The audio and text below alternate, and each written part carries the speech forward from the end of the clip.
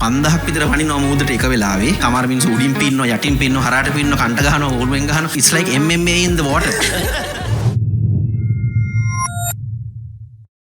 ලකුණු ආසියාවේ ලොකුම කැමරා මාකට් එක එක්ක ෂොප් එකට නැත්නම් වෙබ් එකට CamleraLK.com.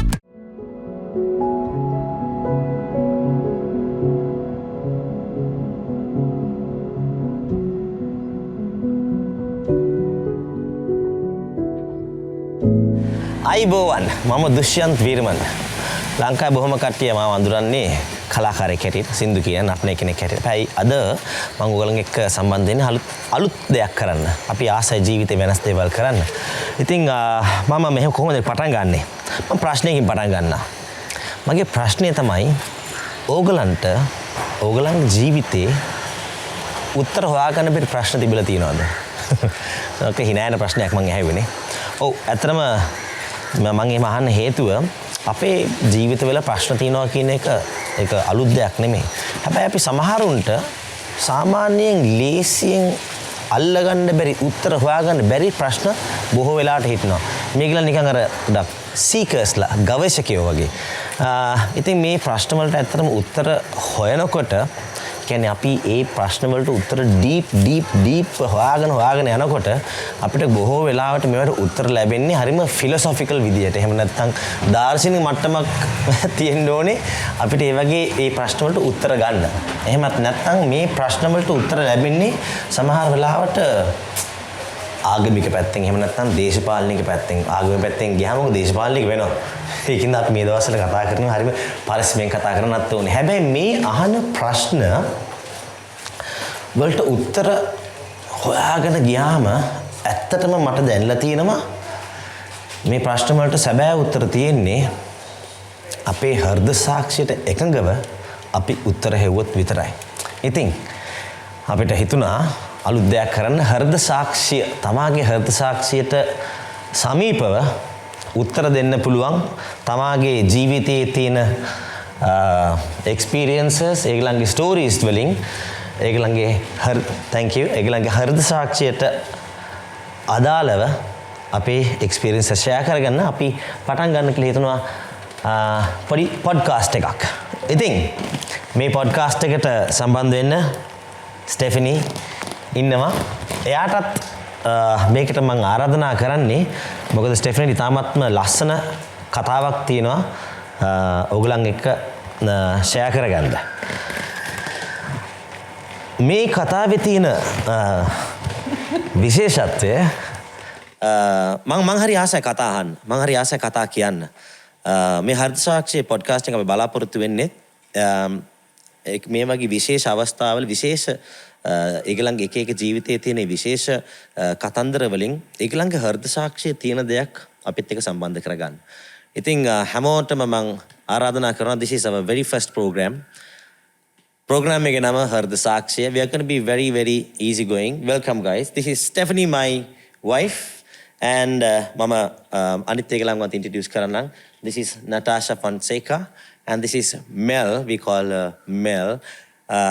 Also known as Melissa, and Ro is Roshith, Shulla, amazing musician, and Shenal, who is an athlete, and Mithun, an athlete, and also on athlete on a different level. We'll know the stories very soon. ඒත් එක්කම sunglasses දාගෙන ඉන්නවා cool පොරක් Khalid. We have a very interesting story from Khalid. ඉතින් පුළුවන් තරම් අපි මේක අපිට සමීප භාෂාවකින් කරගෙන යන්න බලමු. මම දන්න සමහර එක්ලන්ට මෙතන ඉංග්‍රීසි වලින් කතා කරගන්න අමාරු විශේෂයෙන් මගේ වයිෆ්ට.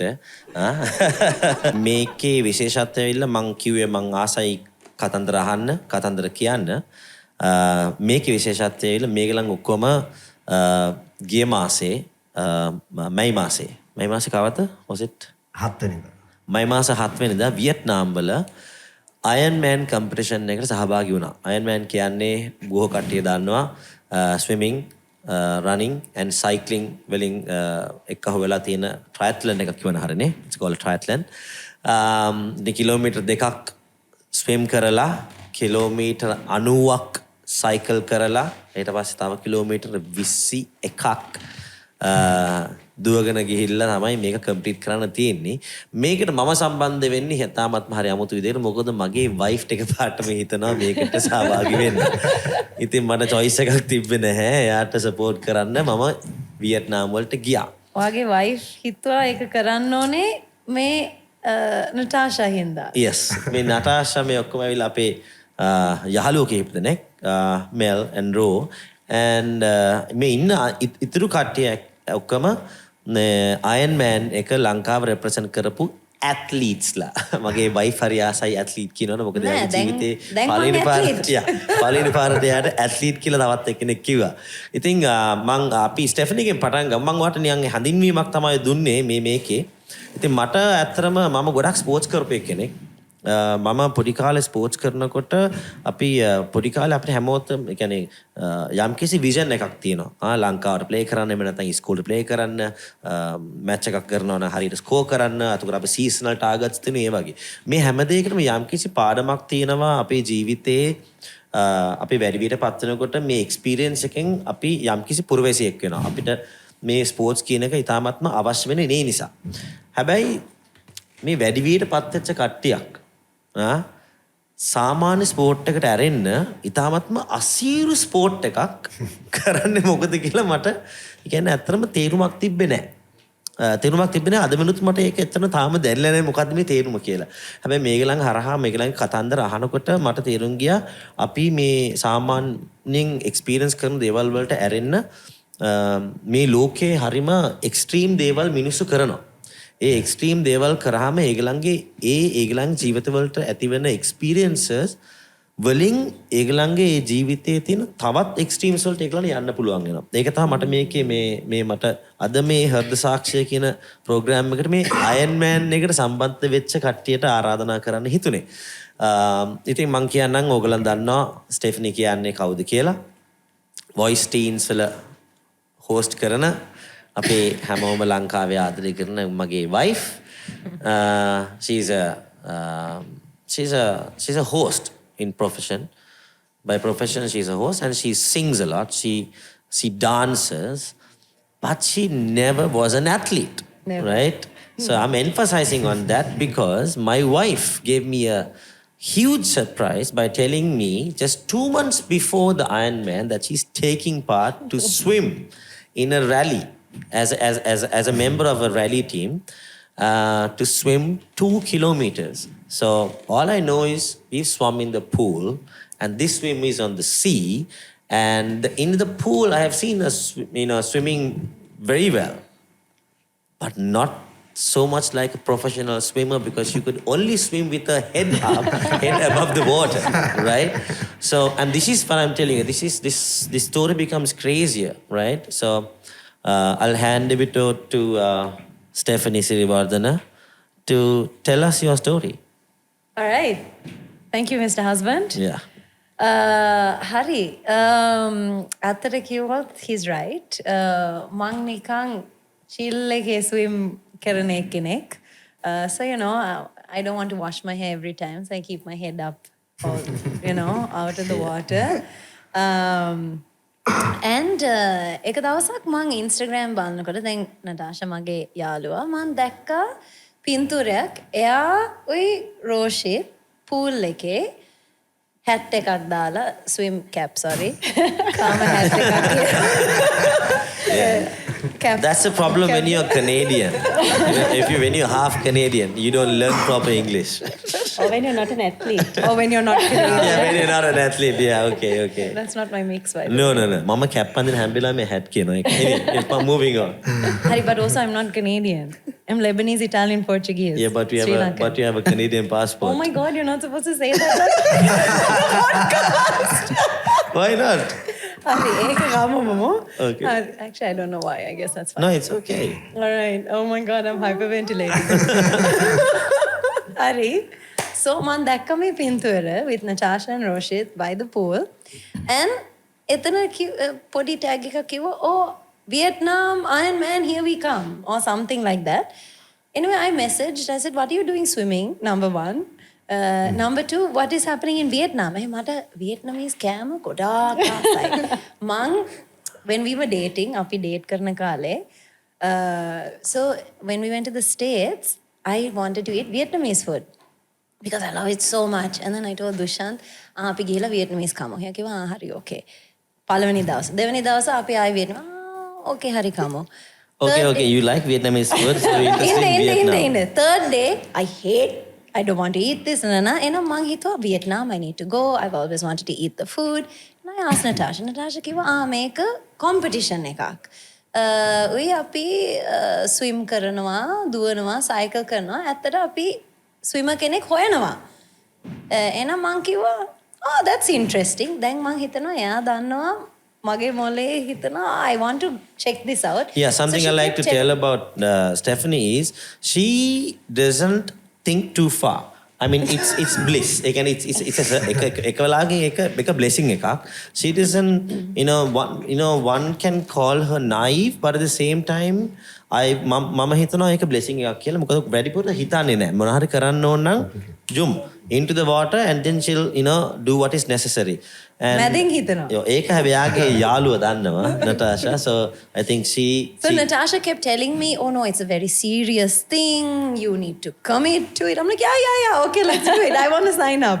No, මං කිව්වා මම මේකත් කරනවා. And so I signed up, got into a team. So then okay, so I'm going to cut you off there just to get another introduction about the Ironman, okay. right? So now we know where I'm coming from. Where you're coming from. Okay. And then I would like to ask this from Roshith. Roshith, you have a much better experience than Stephanie. You have done 4 Ironmans. Is it right English to say 4 Ironmans or 4 Ironmen? Good one. Okay, 4 Ironmans, 2 in Sri Lanka and 1 in Dubai. Lankawe දෙකයි Dubai එකයි අනිත් මේක Vietnam. කියන්න වගේ කතාව. He's also an international masters swimmer in Sri Lanka. That's amazing. Yeah. So actually my story is a little different. Yeah. Because I've done only Has to be different from Stephanie's. I've done only the swim part. Okay. Because ඇත්තට මම කියන්නේ ඉස්කෝලේ කාලේ swimming තමයි මගේ main sport එක. ඒ කියන්නේ swimming ඒ කියන්නේ මට මානසික swimming එපා වෙනකන් swimming කරා. Okay. ඉතින් ඉස්කෝලෙන් අයින් වුණා පස්සේ around 20 කියන්නේ 19 වුණාන් පස්සේ swimming නැවතුවා. ඉතින් එහාට මේ ලංකාවේ යන්න තැනක් නැහැනේ. Yeah. ඊට පස්සේ මම අතහැරලා වැඩ කරගෙන ගියා. ඉතින් මට ආයෙ හිතුණා late life ඒ කියන්නේ බැඳලා ළමයි දෙන්නෙකුත් හැදුවන් පස්සේ 29 මගේ වයස ඒ වෙලාවේ මට හිතුණා මට ආයෙ කම්පීට් කරන්න ඕනේ කියලා. Wow. දැන් ඒක අවුරුදු ඉස්කෝලෙන් අයින් වෙලා අවුරුදු 15ක් 16ක් විතර ගිහිල්ලා. Okay. එතකොට මම ඇත්තටම ආයෙ ට්‍රේනින් පටන් අරගෙන කියන්නේ මේ කම්පිටිටිව් ස්විමින් වලට පටන් ගන්න ට්‍රේන් කරා. අවුරුද්දක් ට්‍රේන් කරා. අවුරුද්දක් ට්‍රේන් කළා ලංකාවේ මාස්ටර්ස් නැෂනල් මාස්ටර්ස් ඉවෙන්ට්ස් දෙකම කරා. Okay. පළවෙනි අවුරුද්දේ වැඩි සක්සස් ආවේ නෑ. මම තව අවුරුද්දක් ට්‍රේන් කරා. අවුරුද්දක් ට්‍රේන් කළා ලංකාවේ මාස්ටර්ස් මගේ ඉවෙන්ට්ස් එකේ මම බ්‍රෙස්ට්‍රෝක කෙනෙක් 50 බ්‍රෙස් 100 බ්‍රෙස් 25 බ්‍රෙස් ඔක්කොම ලංකාවේ තියෙන ඔක්කොම දෙන්න. Stephanie is also breaststroker by the way. Yeah, that's the interesting part. No, we he's both a have real big, that's why we both have big calves. I like it. මෙහි තියෙන masters events ඔක්කොම දින්න. Are we focusing on the calves right now? අපි හොඳ shot එකක් ගමු of his calves.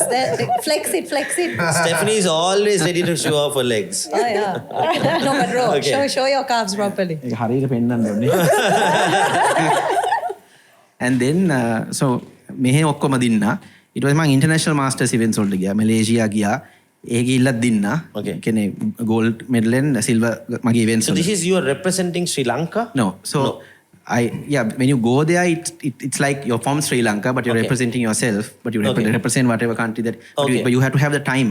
If you don't have the qualifying time, they won't take you. Right. Okay. Because Badly. the best of the 8 will compete, right? Okay. So ඒකත් ඉවර කරලා ඊට පස්සේ මම ඒෂියා පැසිෆික් මාස්ටර්ස් ගේම්ස් උත් ගියා 2018 වල. Amazing. ඒකේ ගිහිල්ලා ඒකෙත් 200 බ්‍රෙස්ට් එකේ gold ආවා, 100 බ්‍රෙස්ට් එකේ silver ආවා, 50 බ්‍රෙස්ට් එකේ silver ආවා. So you're a pro.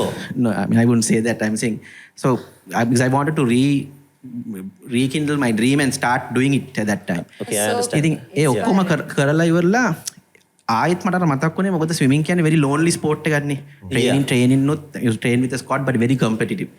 Very intense training when you're competing, right? Yeah. Then මේ ඔක්කොම ටික කරලා නිකන් ආයෙ නිකන් ඩිප් එකක් දැන් එතනින් එහාට යන්න දෙයක්වත් නැහැ නේ. දැන් අපිට යුරෝප් වලට ගිහලා මාස්ටර්ස් කරන්න බෑ. යාළගේ ටයිමින්ග්ස් වලට ක්වොලිෆයි වෙන්නත් බෑ අපිට. ඉතින් after 2018 දැන් අවුරුදු 5ක් මම කම්පීට් කළා.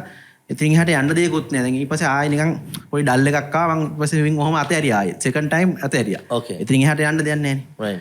So එතකොට මම හිතන්නේ ලංකාවේ පළවෙනි Ironman එක 2019 ද 18 Just 18, before COVID, right? 18. Yeah, they were doing the first Ironman here. Right. Then most all these guys, Mainland, we have a community of friends, right? Right. They all wanted to do this. And එතකොට දැන් මට කිව්වා මේ එන swim part එක කරන්න කියලා. දැන් මට පුරුදු වෙලා තියෙන්නේ දැන් මේ මීටර් 50යි 100යි අවුරුද්දක් ට්‍රේන් කරලා දිනන්න පිනන්නනේ. Yeah. දැන් මේකේ ඇවිල්ලා මූදේ 1000ක් විතර පනිනවා. එන ඩිෆරන්ට් එක්ස්පීරියන්ස් එකක් මේක. Yeah. So මට නිකන් ආසාවක් ඇති වෙනවා මේකත් කරන්න ඕන. මොකද මම long distance swimming කරලා නැහැ. Right. මේ ෂෝට් ඩිස්ටන්ස් විතරයි ට්‍රේන් කරලා තියෙන්නේ. මේකත් හොඳයි. එහෙනම් මම ඇත්ලීට් කෙනෙක් හැටියට මට හිතන්න පුළුවන් මම 100 meters 200 meters කරාට මට ජීවිතේ මැරතන් එකක් දුවන්න බෑ. Right? Same thing, right? Same thing, yeah. So it's a completely different thing. Different training, everything. So මම ඉතින් sign up මේගොල්ලන්ත් එක්ක ඕකේ කරගෙන ගියා. So ඒකේ බොඩි ඩිෆරන්ස් එකක් තිබ්බා. මොකද දැන් කට්ටිය කමර කට්ටිය සයිකල් කරනවා, අනිත් කට්ටිය රන් කරනවා, කමර කට්ටිය ස්විම් කරනවා. අර very community driven. Okay, I'll ask you a question. Then competitive athlete කෙනෙක් හැටියට or as a swimmer ඔයා එච්චර train කරලා වාට confidence එකක් තියෙනවනේ competition සම්බන්ධව. මේ long distance මේ වගේ triathlon එකක් එහෙම නැත්නම් Ironman එකක් වගේ කරනකොට මොන වගේ challenge එකක්ද තිබ්බේ? And why did you want to do it? මම Ironman swim එක කරන් පස්සේ තමයි මට ගොඩක් දුරට තේරුනේ අරකේ මේකේ තියෙන ගොඩක් වෙනස. Ironman swim එකක් challenging. මොකද CA එකේ කරන්න ඕනේ. Yeah. 5000ක් විතර පනිනවා මූදට එක වෙලාවේ. ලේන් එකක් නැහැ. ටච් ටර්න්ස් නැහැ. බ්ලැක් ලේන් එකක් නැහැ. බිම බලාගෙන පින්නන්න සයිඩ් කරන්න ඕනේ මූදේ. සමහර මිනිස්සු උඩින් පින්නවා, යටින් පින්නවා, හරහට පින්නවා, කන්ට ගහනවා, ඕල්වෙන් ගහනවා because everybody is trying to get to the and there is no referee. It's like MMA in the water. Literally. So then ඒවා අර technically correct because I remember after the Ironman race each and every one of you had bruises after the swim. Everybody, I mean, Natasha had some amazing bruise. So technically, like to doing that, I mean, this is a absolutely very, I mean, I would say it's a very difficult swim. Very difficult swim. Not because it's not about whether you can swim or not swim. I think anyone can do the swim part of it, but it's a very mentally challenging swim. එතකොට ඔයා Ironman එක කරන්න අර dip එකෙන් පස්සේනේ. ඔව්. මේ Ironman එක කරන්නේ ඔයාගේ ජීවිතයේ හයි එකක් ලබන්නද? නෑ. ඇත්තට මට හයි එකක් ලබන්න නෙමෙයි. මොකද මගේ ස්පෝර්ට් එකේ මම ආසයි ස්විමින් කරන්න. ඒ වුණාට අර කම්පිටිෂන් වලින් දැන් යන්න තැනක් නැති නිසා. and this මට ගොඩාක් ආසුනේ මේකේ ඇත්තටම ඉවෙන්ට් එක නෙමෙයි. මේකේ බිල්ඩ් අප් එක. මොකද කට්ටිය එකට ට්‍රේන් කරනවා. හරි there's a lot මේ ලොකු කමියුනිටි මේ ගතියක් තියෙනවා මේකේ. ඉතින් අපි හම්බ වෙනවා. අපි එකට මූදේ ගිහලා පේනනවා. දැන් මට ස්ට්‍රෙන්ත් එක ස්විම් නම් තමලට මේල්ගේ ඒක ස්ට්‍රෙන්ත් එක නෙමෙයි මට උදව්වක් කරන්න පුළුවන්. මට මූද මැද නවත්තලා කියන්න පුළුවන් පොඩ්ඩක් ස්ට්‍රෝක් එක වෙනස් කරන්න. නැත්නම් බෝඩර් ට්‍රෙඩ් කරන්න. Streamline වෙන්න. Ro trained both Natasha and myself for the swim. Ro, I just want to backtrack a bit to your question, to your answer where you said it's only after you finish the swim that you realize the significance of what you did, and you didn't quite finish that. Yes. So after I stopped competing and started doing Ironman swims, I realized මේක ඇවිල්ලා මාර community. ඒ කියන්නේ මේක මෙයාට against නෙමෙයි මම පීනන්නේ. දැන් අපිට පුරුදු 8 දිනක් හොඳම 8 දිනා heats වලින් ඇවිල්ලා finals ඇවිල්ලා අරුගේ මොන දිහා බලන්නේ නැහැ. අපි දැන් ඔය swimming meet වල hina වෙලා හිටියට hina වෙන්න දෙයක් නැහැ. පළවෙනියට medal එක අල්ලන එක අනේ ඊට පස්සේ ඇල් දිනම් පදින්නම් පස්සේ තමයි ඔව් hina වෙන්නේ. නැත්තම් ඊට අරුන්ට බම්බු ගහන්න කියලා. You see, until you go to the warm down pool, you don't care who's swimming next to you. Exactly. But in Ironman, it's a very different thing. It's a very much more community thing because you see, I am not competing against or she's not. I am competing against myself. Yeah, that's a beautiful thing. Yeah. I need to finish this thing, but I also can. The build up to it is the most amazing thing. Yeah. For me, I've swum since I was 3. Yeah. 30 years of swim training with intense training. It's a very. I hope people don't get upset, but competitive swimming is a product 80% pretty selfish scene එකක් තියෙනවා ඒකේ. Exactly. Because you that's a very interesting point. Can I just add something there, not to cut you off, right? Now this is something very interesting for me because I've been a certain in a way of a seeker to ask why we are like this and why we are suffering in Sri Lanka. We have certain, socially we have certain problems. Politically we have problems. We have everyday problems simply because we are in this island with a certain political agenda and all of those things, right? and it's our culture. අපේ දැන් අපේ සම්ප්‍රදාය අපේ සංස්කෘතිය වෙලා තියෙනවා මේ අපේ ඉන්න විදිය. එතකොට ඕකෙදී අපිට මේ තියෙන හේතුවක් හැටියට මට දැනුනේ we are in this mentality of survival of the fittest. You know? හැබැයි මේ survival of the fittest කියන concept එක අපිට ලැබෙන්නේ අපේ දෙයක් හැටියට අපි ඇති කරගත්ත දෙයක් නෙමෙයි මේක.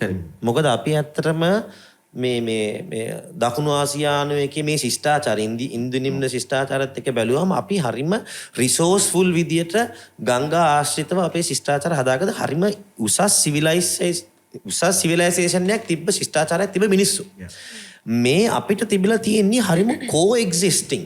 You know, we are අපේ සිරිත් very communal and අනිත් ඒකලන Why they respect. always say a pregnant woman could hold a sapphire in her hand because they're safe and walk because, from one end of Sri Lanka. Yeah, to you the other. learn to find the greatness within yourself. Now that's something that you said that you can find in Ironman, and that is something amazing. That's the part I thought which is so amazing. And mama කිව්වා Vietnam ගිහලා මේගොල්ලෝ මේ දාස් ගන්න මොහොතේ පැනගෙන වටේ දුවනවා තේරුමක් නෑ මට. හැබැයි ඇත්තටම මට අන්තිමේදී දැනුණ තේරුම අතන. මේගොල්ලන් හැමෝම මේගොල්ලන් මේ කම්පිටිෂන් එකේ ඉන්නේ not in the survival of the fittest mentality එක නෙමෙයි competitive mentality එක නෙමෙයි හැබැයි තමාගේ හෘද සාක්ෂියට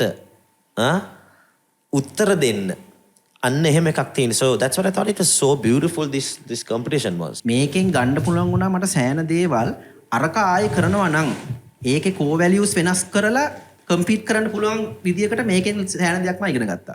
Yeah, I think we need to have a little bit for that. And okay, so moving on with another very interesting participant. I think, how do I introduce him? By name, he's Khalid. And he's not like all of us. He is blind. And I saw him for the first time on the beach. I saw about 3,000 swimmers, or probably even more. And I suddenly saw a Sri Lankan looking guy. I thought, no, can't be Sri Lankan, maybe an Indian.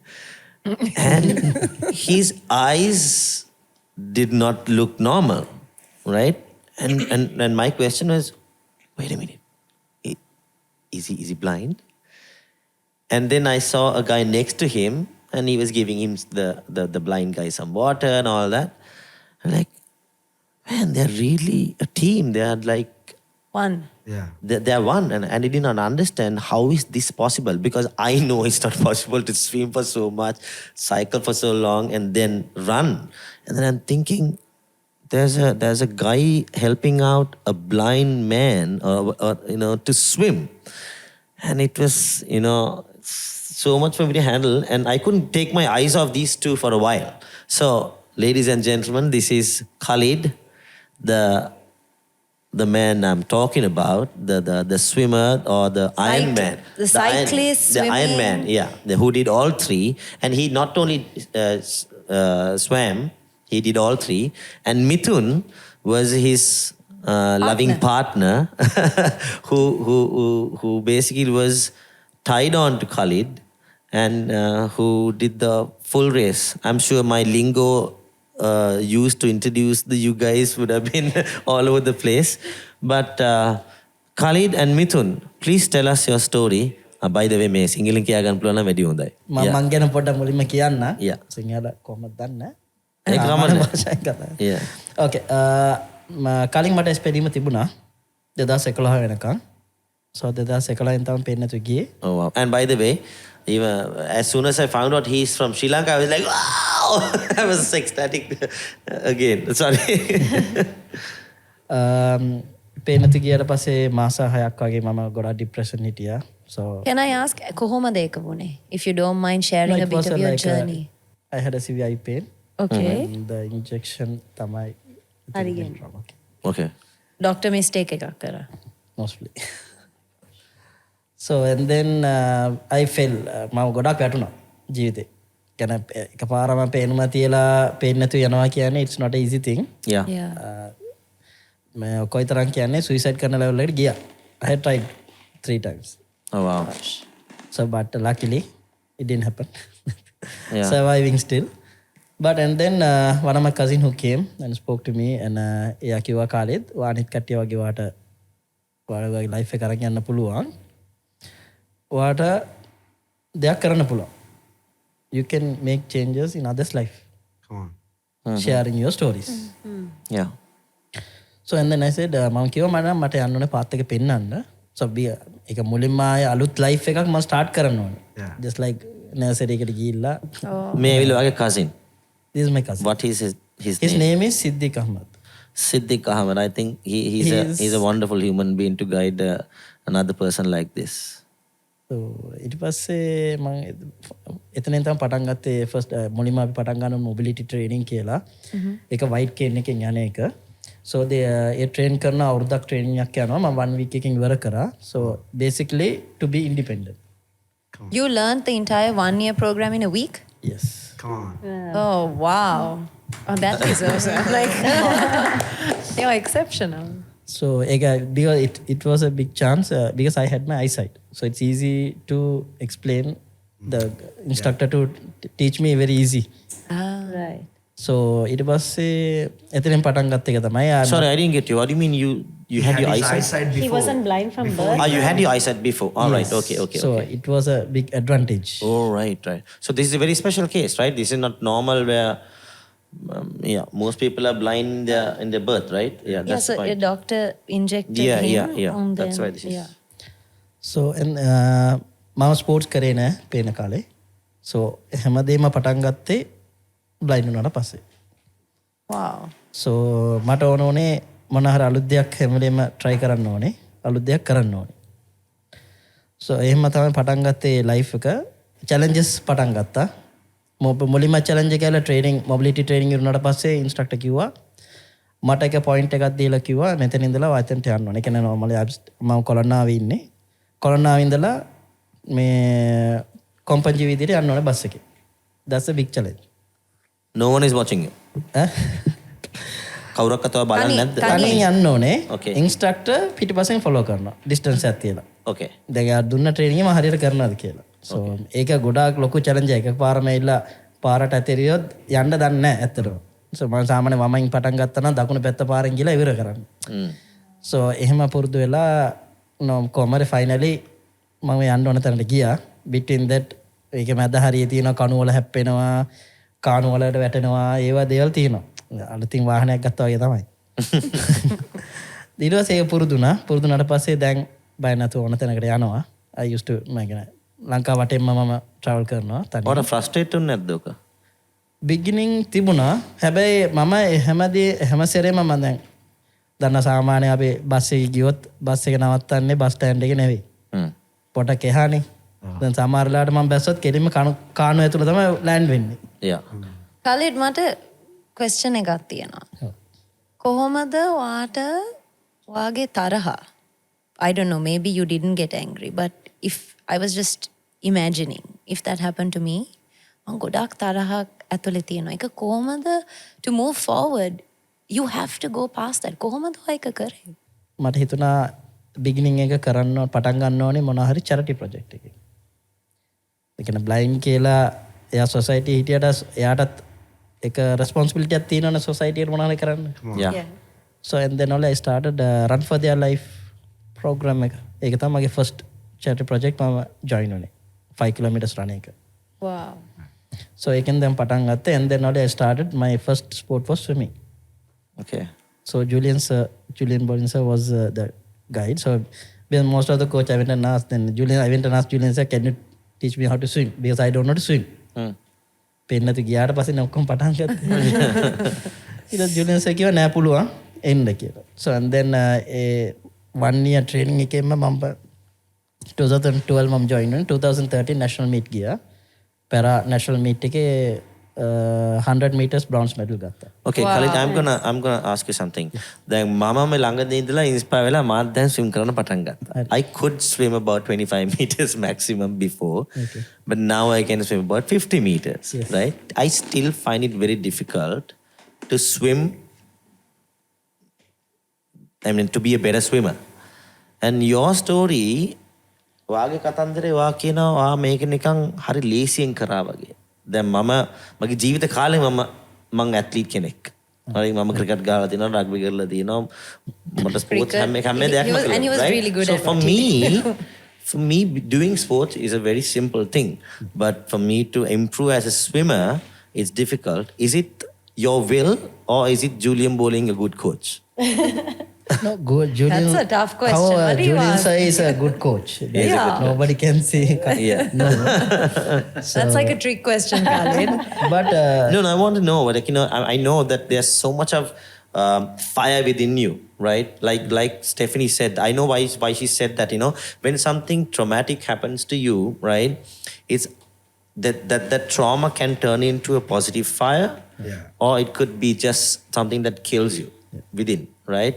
So, like what she said, either you can be angry with the world or the person who did that to you and try to live on that, or you can take the other path.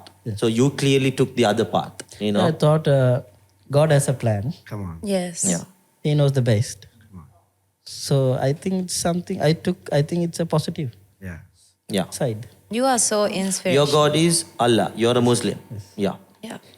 So God has a plan නේ කොහොමද ඒක Absolutely, yeah, yeah. So ඒක වෙනවනම් අනිවාර්ය හොඳකට තමයි වෙන්නේ. So I thought that, and every time training වුණත් ගොඩක් දේවල් අපි කරනකොට තමයි ඉගෙන ගන්න. And there's something I've heard I'm born to Buddhist family, but my mom is Christian. I have both influences. But the fact that most people say that there is a plan, each and every one of us, we have a plan, right? I've heard even the Buddhists say this.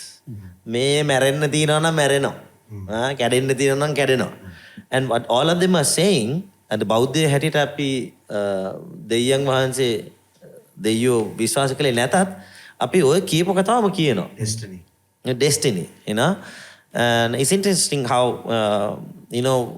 you're relating your will, your consequences, like what has happened to you, and the fire within you, වා දැන් ඒක අරගෙන යනවා වාගේ destination එකක් හදාගන්න, right? But at the same time you're saying that destination is planned by somebody. Yeah. So and then 2013 තමයි මේ first medal මගේ life එකෙම ගත්ත first medal එක. The bronze. Bronze Wow. medal in Yeah. Awesome. And then only So this is the blind Khalid. Khalid is winning the bronze. Congratulations. Awesome. So and then ඊට පස්සේ මම ඊට පස්සේ මම හිතාගත්තා right I have to do something again new. දැන් ඊට පස්සේ පටන් ගත්තා I started to play cricket. What? Wow. How does that work? No, we have blind cricket in Sri Lanka. Okay, how does Okay. that work? So we use a ball Okay. which makes sound. Oh, yes, that's awesome. Okay. I've seen a very funny video or something like this. Okay, continue with this. I'm not going to say it about it. Yeah. So the cricket, all the rules and regulations are same. එකම දේ බෝල ඇවිල්ලා අපි roll කරලා තමයි යවන්නේ පොළවේ. Oh, roll කරලා. Batting එකත් එහෙමයි.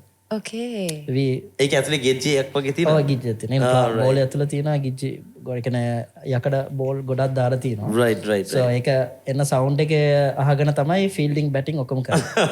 Okay. But Okay, that's I'm going to tell the joke, right? Why I'm laughing is, no, it is funny. It's nothing inappropriate. If it's not appropriate, we'll edit it out. So there is a blind I think cricket match we should going on, edit this right? Right? There's a blind cricket match going on. And so these guys are bowling and they're playing and there are boundaries and sixes, all is happening, right? And suddenly a cat with a with a collar With a bell Geji in whistle. it crosses and then you know what happens. Yeah. The poor cat gets hit. Yeah. Okay. Darling, that's a terrible joke. We need to edit No, that out. it's so it's just visual jokes. Right? Okay, so this is one thing about my husband. He says the weird, awkward things at No, times. the funny things happen when we play in the match also. Yeah. Ah, really? Okay. Tell us something that happened. So I started to play for the club, and then 2017 I represented Sri Lanka. I went to play T20 World Cup in India. Oh wow. So 2017 and 2022. Last year I got selected for the national team and I went to play T20 World Cup. Wow. So ඒකෙත් මෙහෙම දැන් ෆීල්ඩින්ග්ස් කරනකොට team එකේ categories 3ක් තියෙනවා. ඒකෙන් 4 දෙනෙක් ඉන්නවා ෆුල් බ්ලයින්ඩ්. අනිත් බැලන්ස් එකේ ඉන්න කට්ටිය ඉන්නවා right 2 feet පේන කට්ටිය නැත්නම් 50% වගේ පේන කට්ටිය. so ගොඩක් පේන කට්ටිය දාන්නේ boundary line. ෆුල් බ්ලයින්ඩ් කට්ටිය ඉන්නේ ෆස්ට් සර්කල් ඇතුළේ. so ෆීල්ඩින් කරනකොට සාමාන්‍ය බෝල අහන සද්දෙත් අපිත් දුවන්නේ. දැන් මට වෙලා තියෙනවා මම ෆයින් අපි ලාස්ට් මැච් එකේ මම දැන් බෝල ගැහුවම බෝලේ සද්ද ඇහෙනටම සද්ද අහගෙනනේ දුවන්නේ. දුවන ස්පීඩ් එකට බවුන්ඩරි ලයින් උත් එහා ගිහලා බෝඩ් එකම පැනලාගෙන තමයි යන්නේ. ඊට පස්සේ දන්නේ බෝඩ් බවුන්ඩරි ලයින් එක බව් කරලා කියලා තියෙනවා. yeah. So that things happen when we are running. We used to knock. ඉන්ජර් වෙනවද ඒ වගේ වෙලාවට? Oh, injured වෙනවා. Sometimes when you are running both the side දෙපැත්තෙන් දුවනකොට අපි full blind දෙන්නෙක් හැප්පෙනවා. හැප්පිලා විසියනවා දෙපැත්ත. So what we learned, so Yeah. it was Maybe you should have sound on yourselves as well. no, we normally now we had අපිට දැන් plan කරලා තියෙන කතා කරගෙන යන්න ඕනේ දෙපැත්තට යනවා. Okay. That makes sense. So then Yeah. safety first always. Yes. Okay. So So tell us about why Ironman. an Ironman. No, actually, before you get there, I would like to ask Mithun, Khalid's partner, right? Obviously, that's also a very special case. එක හරි විශේෂයි කියලා කියන්නේ මේක මේ තුනම කරන එකට ඇරෙන්න තවත් එක්කෙනෙක් අනගහගෙන යනවානේ මේක. You know, what's in it for you?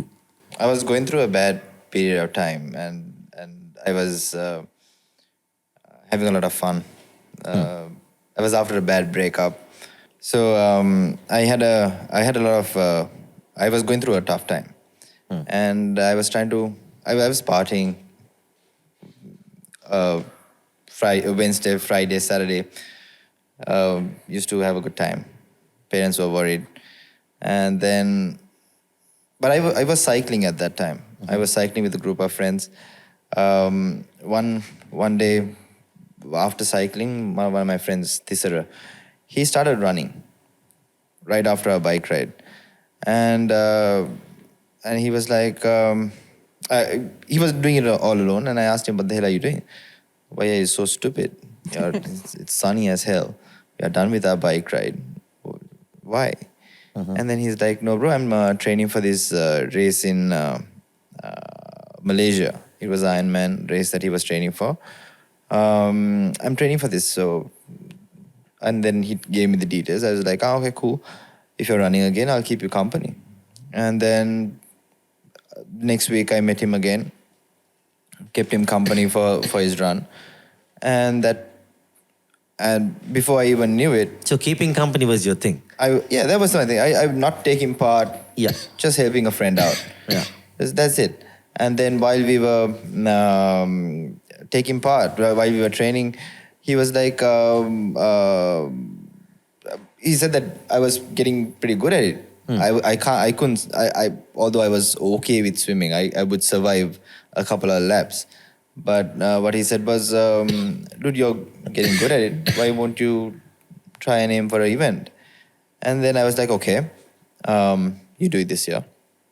Next year, whatever event that you're going to take part in, I'll come and I'll take part with you." And then I started swimming, all that. By that time, partying had stopped. No late nights. Yeah. Going home early, and my discipline shifted. Yeah. And I came into a very You had a better purpose. yeah. I had so much like it felt like I had more meaning, and Okay. I felt very good. And at that point, I even told my ex at that point, "Thank you very much for this breakup. It actually helped me a lot more. It gave me a lot more Blessings in than I disguise. lost." Yeah, she and I are really good friends, and we joke about it all the time. But yeah, that's how I got into the sport. And then Vietnam Ironman was my first Ironman. Oh my God, that's your first time. So the first Ironman that I did was in Vietnam. Man, that's Really? crazy. So And then this is the you. third time I did Vietnam. So how did you have the skill to tie somebody up and assist? No. No, So he's the done third time in 2017, Vietnam. right? Or Okay. 2018? To 2017, yeah. So all three have been in.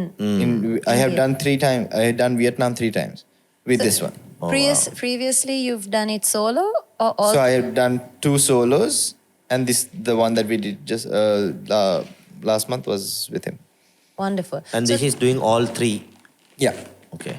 so for you, also, it was, I think, the running theme that from the few that we've spoke, we still have quite a few to go, but the running theme I'm seeing is community.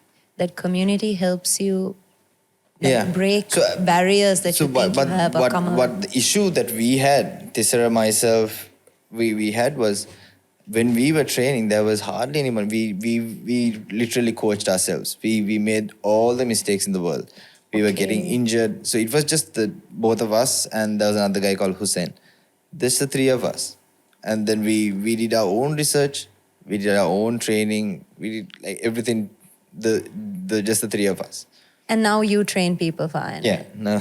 That is amazing. Did you feel like you were achieving something greater when you felt like you were doing this for yourself because you're finding something better within yourself, rather you doing this as a competition like Rose said, you know? So like what you fooled around with your girlfriend, ex-girlfriend, like what you said, I became a better person.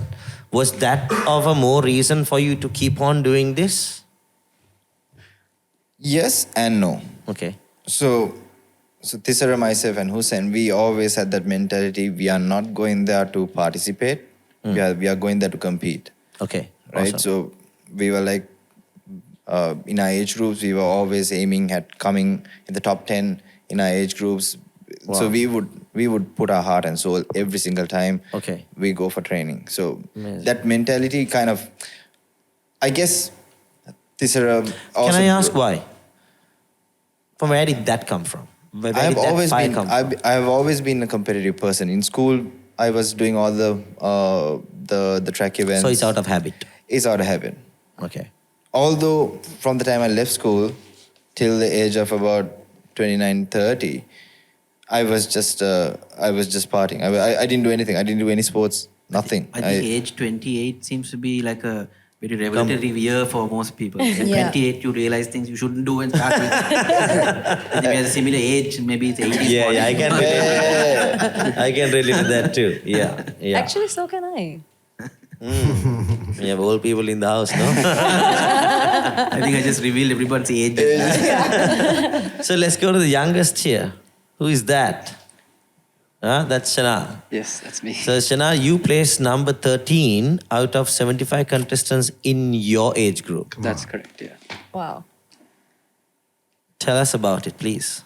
So, Again, was it competitive mode that you were on? very much so, yes. Awesome. Yeah, Okay, tell us about it. So I joined Triathlon Club Colombo in 2018, and that's where I actually met all of these guys. Right. And actually, So you've been doing this for how long? How many years? since 2018. So Right, 5 years. You've been competitive and you've gone to Vietnam and now How you're many number 13. Ironman have you done? I have done, this is my second 70.3. I'm Okay. actually doing another one in September. Yeah. So something I picked up from Shenal's thing is that how difficult this is, right? And especially even if you're a professional, we spoke about the heat, right? Yeah.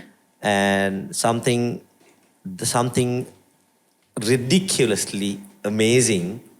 It's the same thing in this matter because in Vietnam when we were doing the Ironman, on that particular day, Vietnam recorded the highest Yes. amount of heat And not in only the that, country, which is 44.1 Celsius. Agree. Ideally, I think it's not suitable for anyone to get outdoors, let alone swimming and cycling and running. So I would also like to mention that they really knew how to choose their days because the moon affects the waves of the sea. True. And the full moon in Sri Lanka, it was what Poya? Which Poson. was it No, Vesak it's Poya? Vesak. On Friday. Vesak Poya. And then 2 days later was this Ironman competition. So the waves were really rough when we went. Yeah. So I'd like to move to Mel because she has a bit of experience with Ironman. She's quite an athletic lady. Sometimes I fail to see her as a lady because of her haircut. She's like, what do you call it? බොහොම ස්තුතියි. Thank you. I will whack him for you, Mel. No, but I'm meaning it in a very nice way. I really like you, Mel. That's the good thing about you. People know your heart is good. So you get away with saying all this stuff.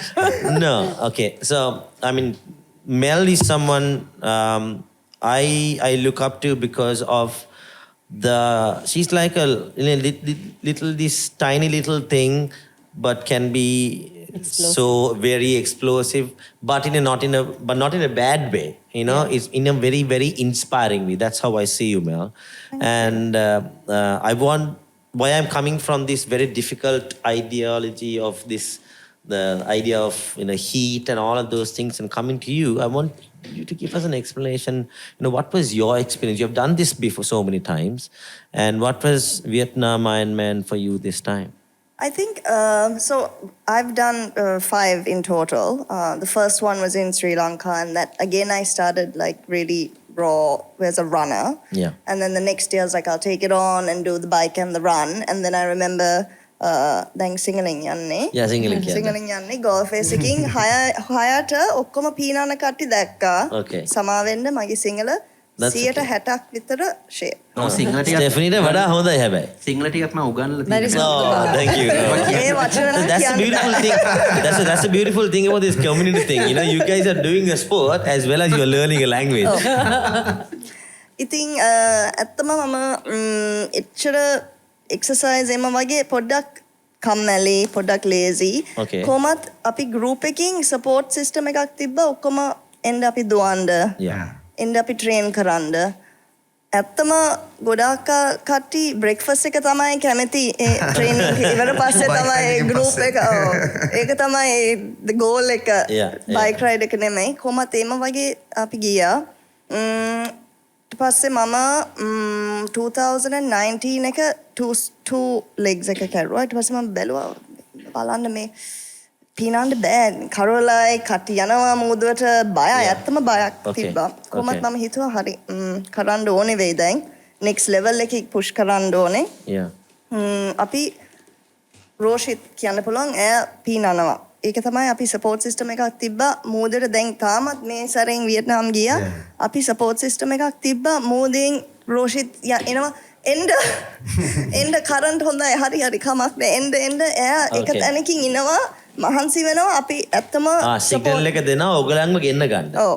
Right. Okay. And also he waits. So he makes sure you're safe, it's So he's there, Tavina's there, and they're strong swimmers. So they would be there and they would be getting have our backs and support us.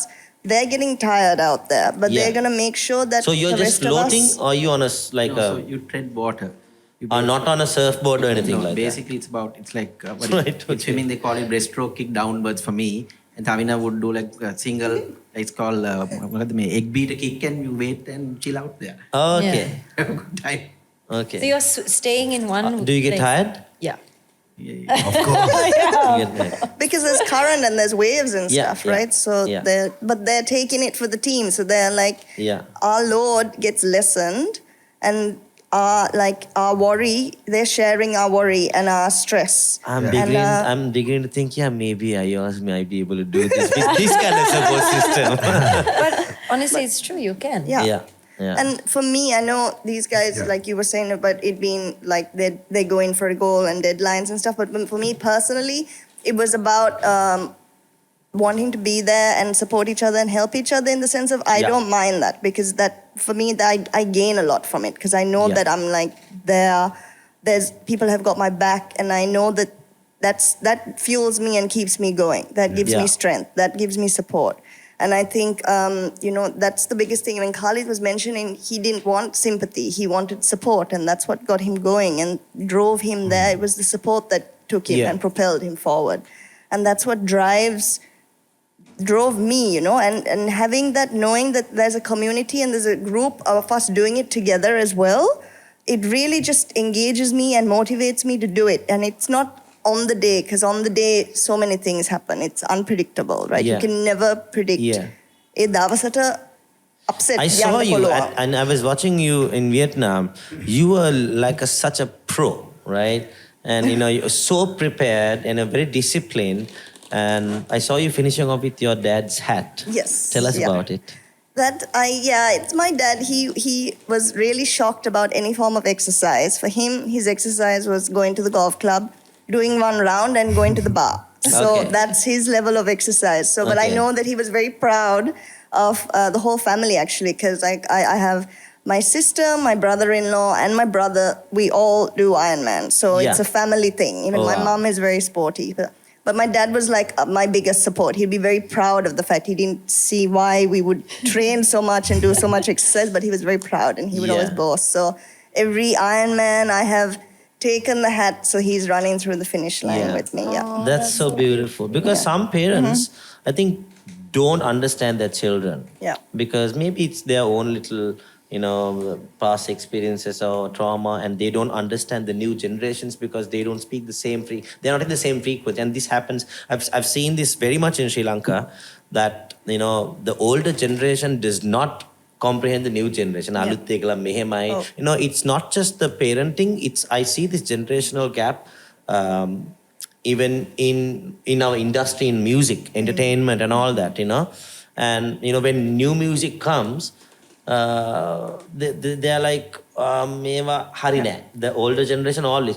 But it's only if a certain person or a society, a community understand to respect and to learn within, that you can come to that place where your dad was, where you can support and appreciate. Yes. Yeah. I think the key word here is support. Yeah. Even though you might not understand it, Yeah. the fact that you knew your dad was proud of you, Yeah. like. Yeah. And he would be there at the Yeah. finish line, even in Colombo, like for the Ironman. He's there. He was there. He came late because he didn't want to stay out in the sun. But he's there at the finish line, and there's pictures of all of us like at the finish line with him there, supporting us. So that was the greatest thing. And I think with the Ironman, Good husbands also do that. Fly to Vietnam.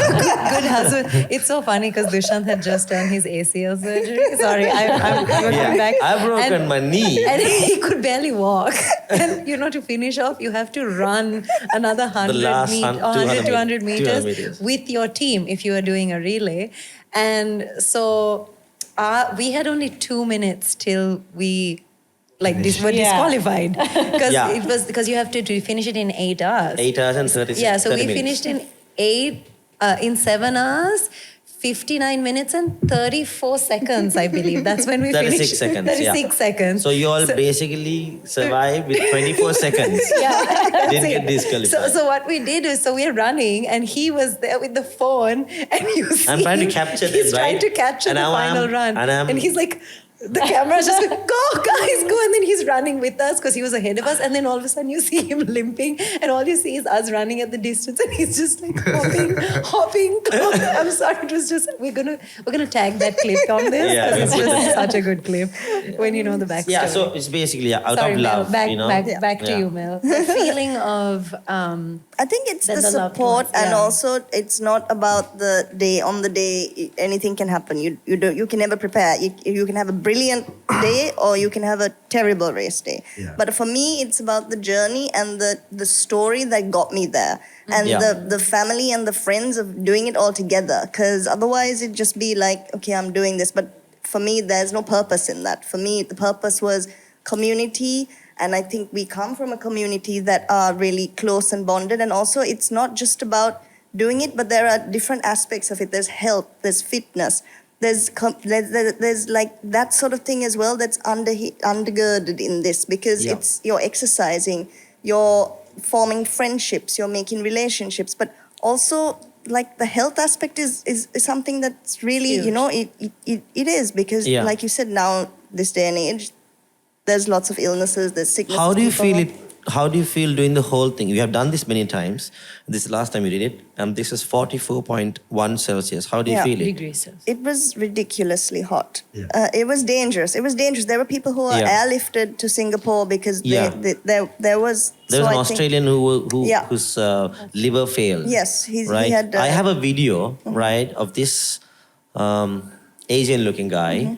So I'm here trying to do the videos for their finishing, right? So this guy is more or less he's clinging on to two other people, and he ended the race having just 150 meters to finish. And everybody around was like trying to help him out because you can't have them out, right? They get disqualified. And I couldn't imagine. He couldn't finish it. Yeah. And he was there for about good half an hour, even after Stephanie's team had finished. And I was thinking, how will it affect his life? Because you do 112.7 kilometers, right? And you can't do the last 150 meters. And this is what was mind-boggling me, But it was also a lot of health risk. I mean, there was a guy right so beside difficult. us. He was taken out in a stretcher. Yeah, there were people fainting. There were people all across, like as you were running, there were people who were fainted, and there were ambulances and stuff coming in. And the 'cause it guy was airlifted. airlifted to Singapore. Yeah. And Mel, in this whole difficult thing, we have people like Natasha who didn't know how to swim. That's so true. Exactly. Right? And who decided to just sign up. Yeah. Okay, so Shenal, your story is amazing. From wanting to, seeing inspiration, you're being a volunteer, you're seeing this, you're thinking, okay, I gotta do this for myself. Your story is amazing, his story is amazing because you have a story where, it's somewhat normal. You see and there's inspiration and you do it. Or to be the inspiration, like Yeah, Khalid. or to be. Yeah. But then you have Natasha, who goes, you know what? I'm gonna just do it. Tell us about it. Yeah. I'm the Nike ambassador. No, It's a great opening. Singling කියනවද දැන්? Mail වගේ පොඩ්ඩක් excuse කරන්න මගේ Sinhala. Yeah, sure. She's half an Indian. Yeah. මම පොඩ්ඩක් ස්ටෙෆනි වගේ. ප්‍රශ්නයක් නෑ ඕන විදිහට කතා කරන්න. නයි පොඩ්ඩක් වැඩින් හිතන්නේ. Like she just that. called you naive. But Dush said it first, so I like. I'm used to him saying it, not you. I was trying to find the Sinhalese word for it. I'm like, Okay. Just say courageous. Ari. I'm courageous. Yeah. courageous. There we go. That's a good way. I think ignorance is bliss. Ignorance is bliss, exactly. So Okay.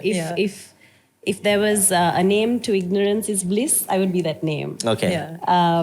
We'll call you bliss in that case. Not ignorant. But I've always been, my entire school life, I've always been brave in certain aspects, I would say. But also if it comes to things where I'm in truth and I can't do something, I'd be like, I can't do this. Right. But when it came to Ironman, obviously, okay, so my dopamine is community, is team. Like, I love sport. Yes, I'm a little competitive. Okay, no, I'd be interested. You're very competitive. Let me do a small introduction for Natasha as to how I know. She's a fitness fanatic. She's a very fit girl. And she trains She's a people. mother of a child, a beautiful child, and a wife of another fitness trainer. Is that right? So she's a fit woman, right? And she's a dancer. And she's a dancer, so physically Singer. she's very fit. But here it is, what I noticed is for you to do something like Ironman, and if you cannot swim and you're trying to take part with your husband, who is your partner to cycle, and Natasha is taking over the responsibility of cycling and swimming. No, of swimming and running. Yeah, swimming and running, right? While she doesn't know how to swim. She actually had no idea. She had no idea. She's how to not swim. She's never swum in her never life. swum before in her life. Right? Is that right? I mean, I can float. Yeah. God. I love how that's a No, justification. this is not a, Oxygen in your body. you wouldn't drown. You wouldn't Save drown. myself, yeah. So this is the crazy part, right? Mel saying how difficult it was, Yep. and this girl and learned to swim in how many months? 2. Nice 2 to months. learn Okay, to physically being fit is one, but mentally being fit is another. And that's what I want you to, I know, maybe in your story you Actually, can I need to explain that add this. us. Dushyanth started swimming because of Natasha. Because he was Yeah. so inspired by her story. Yeah. Because he never thought, he would always feel like whenever we would go, like even on a boat or like a few shoots we had, he would always say, stay beside me in case something happens, you can always save me. So he's always afraid that he was afraid of drowning. You know, he didn't think Even when I'm he going didn't on a have that flight, I think, okay, if you crash to the water, Stephanie's not around. No? no chance. Yeah. Yeah. So you inspired him to swim. Yeah. So Now you can that's start your your story. introduction. Yeah. Tell your story, please. Yeah, no, I want to give a little bit of a back because what causes someone to be brave enough to jump into something blindly, Yeah. right? It's a mental game. Yeah, so like, especially because when everybody was doing Ironman, I was like happy to do like the run, the cycle, because, you know, I'm fit, you know, maybe a few practices and Yeah. I could do it. Yeah. But I always told everybody I will never swim. Like I'll join, and I love like doing like what Rose said. Like that's my dopamine. Like even if I'm competitive, I want to be like competitive with like a team. I'd rather play basketball than swim. Right. Yeah. Like, Okay. So that's what I was trying to get at earlier. But when everybody was taking part, and I know I've not run for Ironman, but I've done a marathon separately, and I've done the cycle in a relay team also for an Ironman. So I knew I could do those two things. But Isru, my husband, hates endurance training. Right. And he was considering doing Ironman. Right. And he wanted to cycle. Okay. 90 kilometers. So yeah. So if we were to do a team, it came somebody to had to support you. somebody had to, yeah. Yeah. And then I was like, I think it was a day later after everyone had decided. I was like, yeah, okay, I'll swim. And so I'll swim. You cycle. You want to cycle? I'll run. I've run before, no shame. I just have to learn to swim. and then A 2 kilometer swim. In the sea. yeah, so I In the was sea. like, I mean, how hard could it be, right? I can train. And then we got into the pool. But Ro knows this because a few years ago we had this, it was hilarious. But no one told me, I was that bad. Like I didn't even have the concept of like what bad looked like. But I guess that's what it is. All you knew was to float, so you should have known. No, but that explains like when you don't have a grid for something. Yeah. It's beautiful. Yeah. Like no, the part That's I'm true. so shocked. So why I'm inspired by Natasha is that to know that there's this person who was able to float, right? Maybe blindly, but at some point you do realize that you are unable to swim. Right? And then she doesn't go back on her word. She doesn't go back on her commitment. And because she is so committed to her husband, to supporting her husband, and for the Community. the community that she is in, she doesn't pull out. And I know the as a guy who's trying to swim for years, right? And the hardest part is telling yourself, don't stop. Yeah. You know, when you can't breathe, when you're struggling, the hardest thing is to tell, don't stop. And there is not stopping when you're in the sea. Yeah. And that's what I And I also thought think is so amazing. the swimming is mental. Like it is mentally challenging. That's the biggest thing where Yeah. you're looking out there, you're like, I have to do this. Like I think even some of the best swimmers, you guys, I don't know, it's a mental challenge. The wave, the conditions and Really everything. is, So yeah. for Natasha to say, yes, I'll do this mentally, even though she knows she can't swim, she was solid. And Yeah. I mean, it's like, even for the strongest swimmers, that's the biggest thing. So for her taking it on and knowing that she's only got 2 months to learn to swim.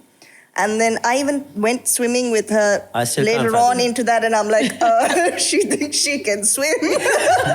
But it was But the amazing. beautiful It was thing brave. is because because of the strength of the community that swam with her never told her you can't swim. Yes. They just kept Yeah. saying, They didn't good laugh at job.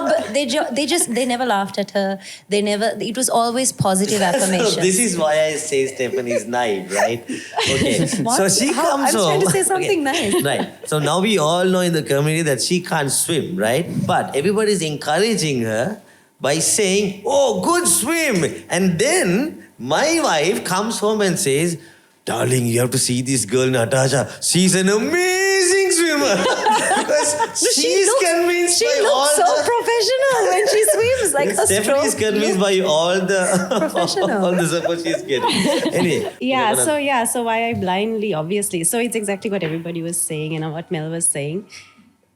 That place in your mind when you're in the sea, when you're in the middle of the sea, obviously the first swim I thought I was going to die. Yeah. And then that you come to that place like, why am I doing this? I don't want to do this. Yeah. Let's just cop out now. Yeah.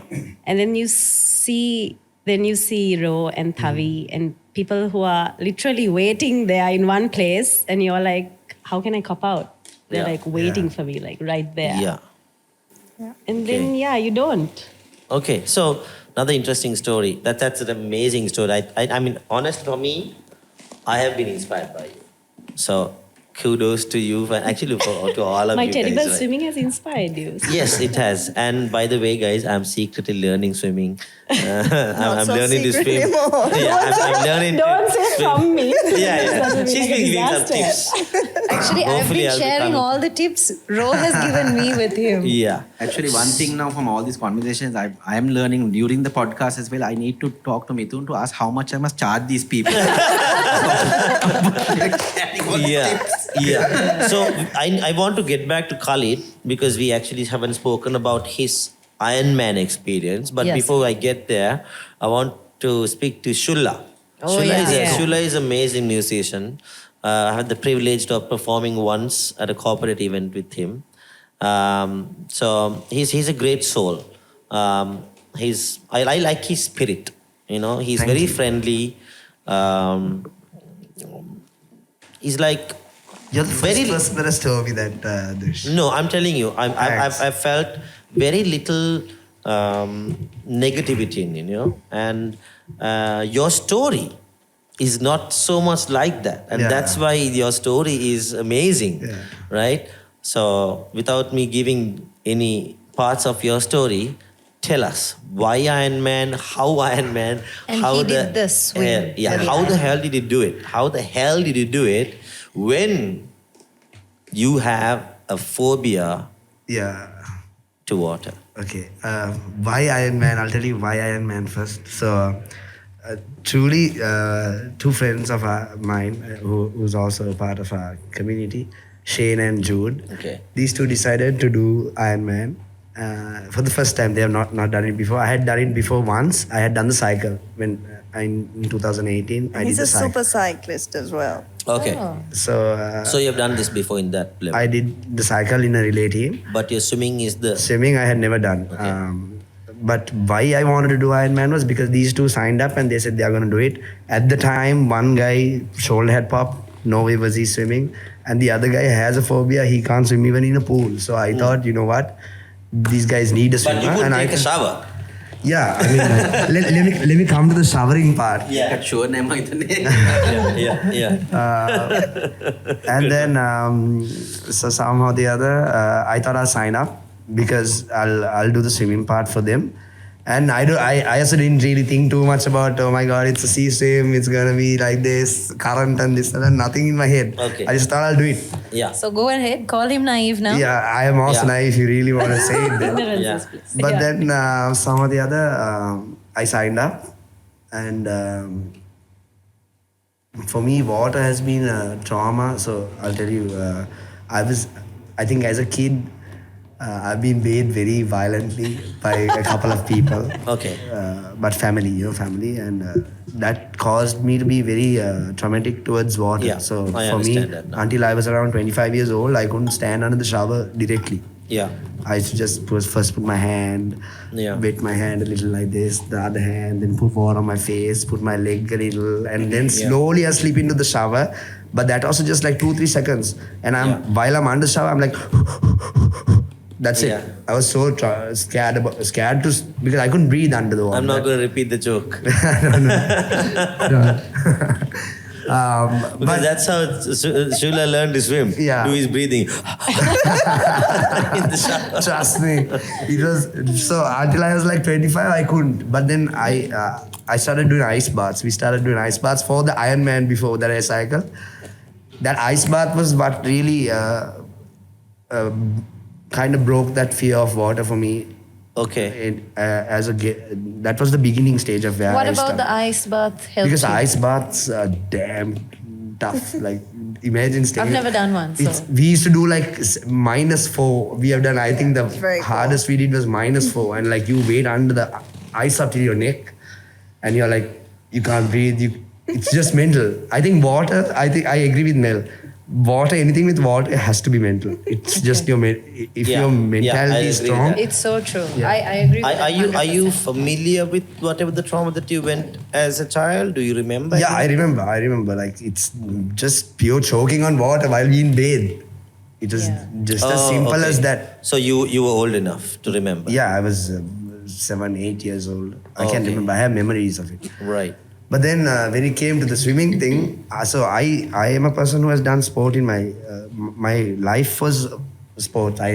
Even though I was good at my studies or whatever, I never gave too much attention to those. My main focus was sport. I played rugby for school. I ended up playing for the national team under 19. Went on to play American football for Sri Lanka and stuff like that. And so my life was all about sport. Yeah. So doing any kind of sport for me is like a normal thing. I know it's in my body. I can take on a sport like this, whatever it is. Yeah, and you're a good dancer. I've seen you dance. So swimming for me, when I was 13 years old, a couple of my friends, close friends, they signed up to do training at the police pool at that time. And I went. And there was this part where, like 2 sessions in, there was this one day that the coach decided everyone needs to jump from the, what do you call that? Diving board. Yeah, the diving board. I couldn't do it. Like that day I decided I'm done with swimming. I'm never doing swimming again. I never went for practices. I just quit like that. Right. And so I never did swimming. But I could have swum in a pool. I was okay to swim in a pool and stuff like that. Like, because I had that sport in a So swimming. having all these, you know about this yourself, right? Yeah. Right. So while knowing about this yourself and the fear for water, fear for a shower, right? Yeah.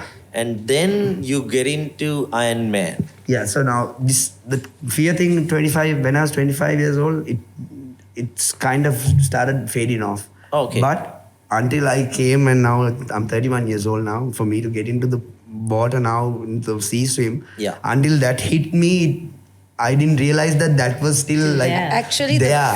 the first sea swim we did, I think you had a full panic attack. The first sea swim, I couldn't, it looked like I was tired. I had no fitness. None of those are the problem. I just panicked in the water. I couldn't breathe. I didn't know what was happening, and I had. So basically, the trauma came back. Yeah. So it was like because I had moments where I swallowed water, like salt water, and then I was like, oh God, I'm going to drown.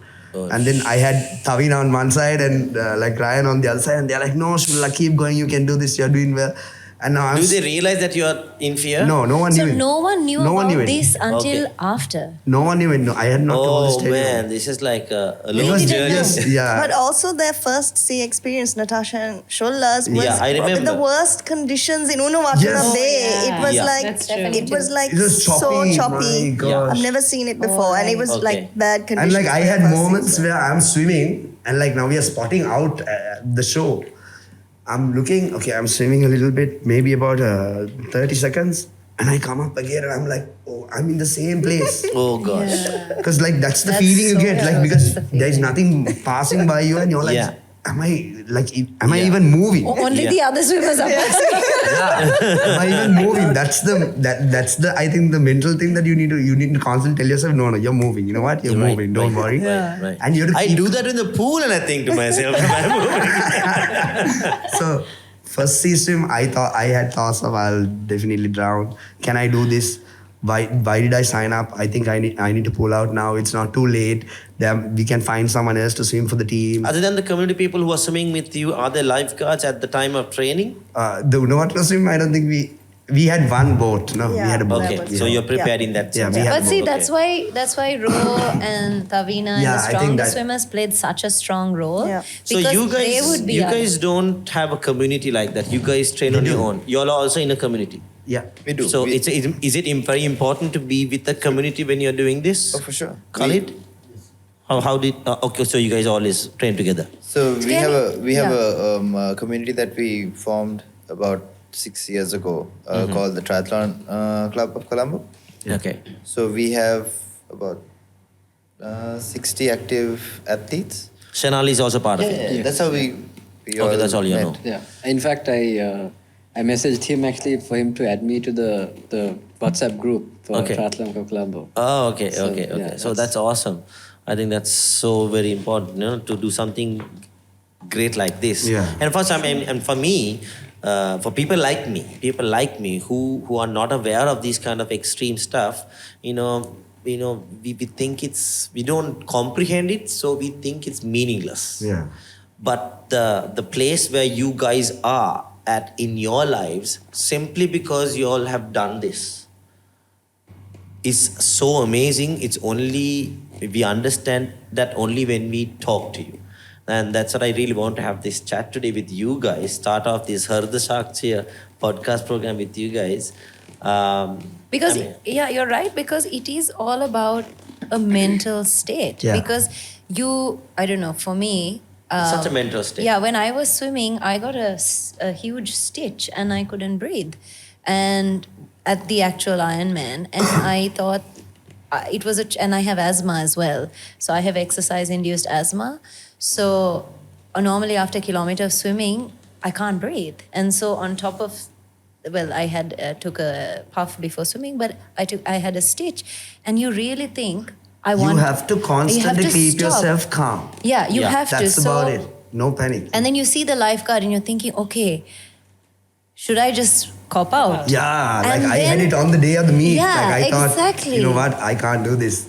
And then you think of your teammates, and then you think That's of, right. no, I can do this. We've come all the way to Vietnam. Exactly. It's about you believing in yourself and you pushing your own boundaries. Yeah. And when you push your own boundaries, you redefine yourself. And it is that redefinition of yourself in a much stronger light that helps you translate that same energy to everything else in your life, which is where the Herd the Sharks Saksha comes in. Yeah. comes I in. mean, it's amazing how a dancer, a TV host, or a singer is speaking of an extreme sport like this, and I find that being very, very special. And it's not like Stephanie has a situation like Khalid where she wants to, give something back to society or set a standard or set a precedence. Or inspire, Inspire. This is for herself. This is for herself. And, I understand the competitive part of it. And it's amazing. I'd like to know Khalid's story in terms of the race.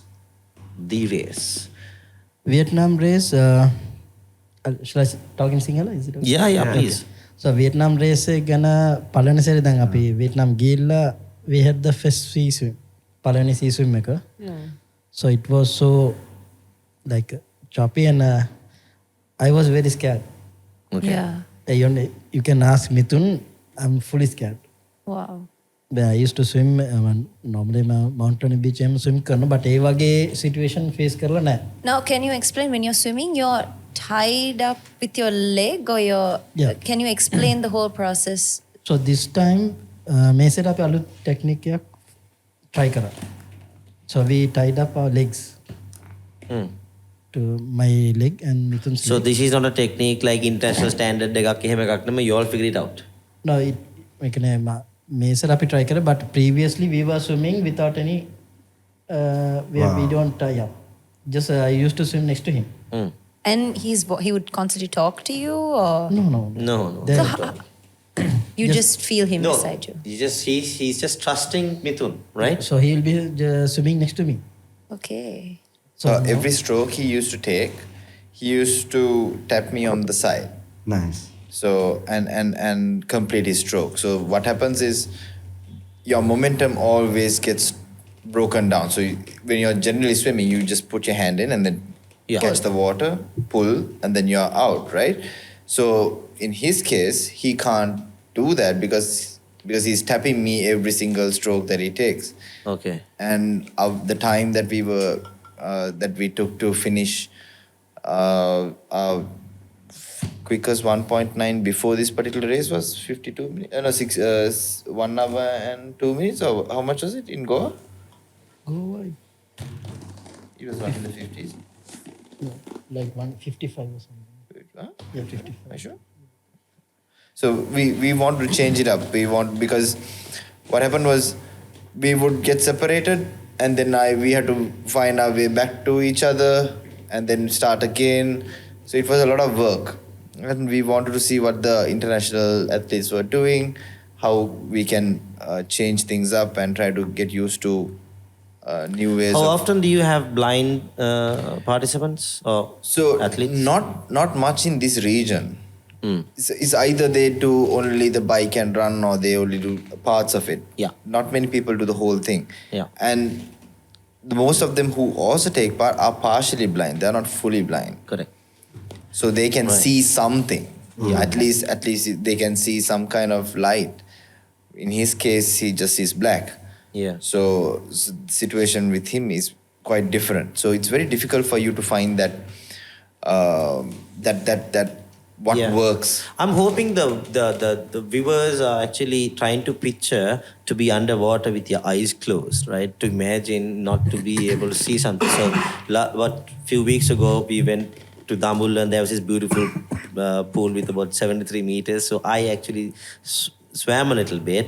And at one point, because I was getting tired, I thought maybe I should just close my eyes because I was thinking too much when I was seeing the water. So I actually thought of Khalid at the time. And then I thought, okay, maybe I'll just swim with my eyes closed. And at a certain time, I felt less tired because I'm not thinking so much but at the same time, I felt very lost, not knowing where I was. And even though I was in the pool, that lost feeling went into fear, right? I was still in the pool. So it's hard to fathom where Khalid's mentality would have been while he's swimming in the sea. Can you tell us something about it? First sea swim මම කරේ 2018 Ironman එක. So ඒ වෙලාවේ මගේ guide හිටියේ hearing impaired කෙනෙක්. ඒ කියන්නේ ඇහෙන අඩුයි. Okay. So it was a big challenge. So first I would like to thank Dennis. Dennis was the person who trained me. So you had a rough start. So this is easier. Okay. So Dennis, he's the one who trained me. Dennis Gracia, he was the Ironman coach 2018. So it's a nice story where my office එකේ ගිහලා අපේ manager කෙනෙක්ව හම්බුණා. ඉතින් යා කිව්වා මෙහෙමයි Ironman එකක් එනවා 2018 වල මම ඇහුවා ඒ ඉවෙන්ට් එක කියන්නේ මොනවාද කියලා. So I don't මට idea එකක් නැති නිසා.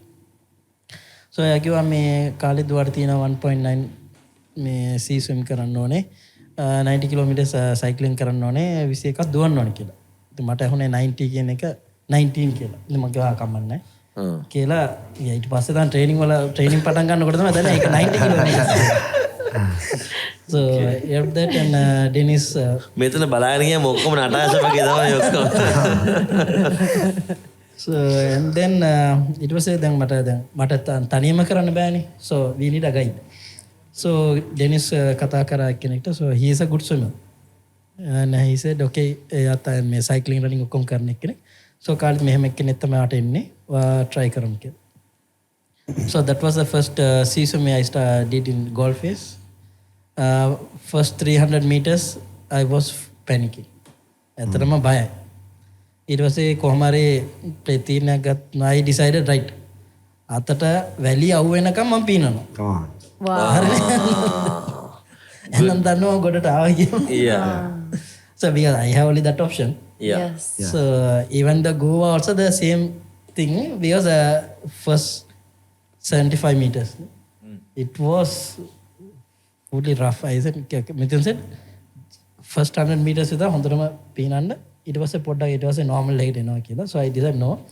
Till I end, I'm not going to stop. කියලා පීනවා කිව්වා. පොඩ්ඩක් ලඟ වෙනකොට දැන් ඊළඟ සැරේ යනකොට කරන්ට් එකට අවු වෙනවනේ. So ඒ වෙලාවට මට හොයා අමාරුයි. මම කිව්වා පොඩ්ඩක් මට සිග්නල් එකක් දෙන්න නම් අපි ලඟ වෙලා ඉන්නේ කියලා. එහෙනම් I can start sprinting. So Okay. 100 meters and 100 meters. Yeah. This was not Goa, Vietnam. Okay. So ඒකත් අපි most of the time when we swim, some athlete they swim between us. Yeah. ඒගොල්ලන් දන්නෙත් නෑනේ. ඔව්. Yeah. ඊට පස්සේ මම ඉතින් එයා ගයිඩ් කියලා මම එයාත් එක්ක පීනගෙන යයි ඊට තව චුට්ටක් so මම ටක් ගාලා මේ මිතුන්ට quickly මම කතා කරනවා. කතා කරනගෙන එයාට දන්නවා මිස් වුණොත් මම කොහොමද මිස් වුණොත් මට තේරෙනවා කියලා. so he guide me when if he's front he'll guide me. so එහෙම තමයි දැන් සීසුවෙන් පටන් ගත්තේ. Okay. but then I like to see දැන් pool එකට වඩා sea එකේ swim කරන එක ආසයි. මොකද පේන්නේ නැහැ. ඒ නිසා ප්‍රශ්නයක් නැහැ. Yeah. Wow, that's it's just amazing. So the running, of course, make a guide කරගන්නේ කොහොමද? ඒක What මෙයා did ඉස්සරහ you යනවා. say? Was that a joke or did you? That is a joke. Oh, okay. so unless I see I don't have issue. When I see only I have a lot of issues. Yeah. Yeah, that's So true. yesterday, so when I was in the That pool is as well, I felt like I have swum a little, furthermore, but the fear came in, not knowing where I was. So if you have come out, come out of that. Like for me, Khalid's story is so inspiring because like one thing I used to do to get out of this water fear was I used to stand on the shower for 5 or 6 seconds with my eyes closed. Because that was like something I used to do to train myself. Yeah. For me to imagine him going blindly into the water like that and swimming for 2 kilometers. Just For me to to even have that think about it. mentality, mama වැලි අතට අහුවනකම් පීනනවා. Yeah. That's what so one thing I used to always think was until I'm gonna think I'm fallen from a ship. That was before this Ironman. I was telling myself, I've fallen from a ship. The only thing I can do to survive is just to swim until the show is there. And so I'll keep swimming. That is what I'm going to go get into the water with that mentality, and I'm going to keep doing that until I come. So it's so mental. You're being. It's not just being an athlete, right? You're being such a mental game. It's so. නෑ මොකද වතුර ඇතුලේ කොහොමත් මහන්සි වෙන්නේ නැහැ. වතුරනේ. මහන්සියක් තේරෙන්නේ නැහැ. පිස්සුද මට නම් 25 50ක් වගේ යනකොට I'm so tired. Maybe my technique is wrong. නෑ right, because once you train and endurance හදාගත්තට පස්සේ වතුර ඇතුලේ මහන්සි වෙන්නේ නැහැ. Yeah. ඔව් වතුර ඇතුලේ කොච්චරක් වුණත් මහන්සි වෙන්නේ නැහැ. වතුර ගිලෙනවා. Bro, can you tell me something about that? වතුර ඇතුලේ මහන්සි වෙන්නේ නැහැ කියන කතාව. In the sense, is it technique? And you're an experienced swimmer. no, I think it's not that you don't get tired, you don't sweat in the water. Yeah. But what happens is your body heats up when you're in, I think 400-500 meters into the swim. Your body heats up, and you don't sweat out. Yeah. So then that kind of contains everything inside. You kind of really heat up. Or you sweat does not come out. I don't think so. I mean, even if it does, you can't feel. You don't feel. Yeah, that I can understand because you're in water, right? But what happens is you don't feel like a relief, like when you're running and you start sweating. Yeah. Or if you're doing a land sport and you're sweating, you feel some sort of relief. No, when it starts sweating out. Right. But in the swim, what happens is especially if you're doing some intense swimming, because you don't feel anything coming out like that, your body starts really heating up. So the challenge in that is, I mean, especially if you're like competing, the challenge in that is to maintain your breathing, maintain your oxygen in and your CO2 out, to have a stable mindset there, and also to manage the heat that is coming out of your body. Yeah. So most but people, I think when you're exerting your body, that's basically warming up, right? Even when you're doing any sort of sport, how much you sweat, right? From outside you're cooling yourself, but within you have generated quite a bit of heat. Yes. I think that is what you're talking about, yeah. right? So what happens, for example, if you take a training set, like if you train for 2 hours, like a normal squat training set is about 2 hours, and you swim about 4.5 kilometers constantly, you're not coming out of the water. Correct.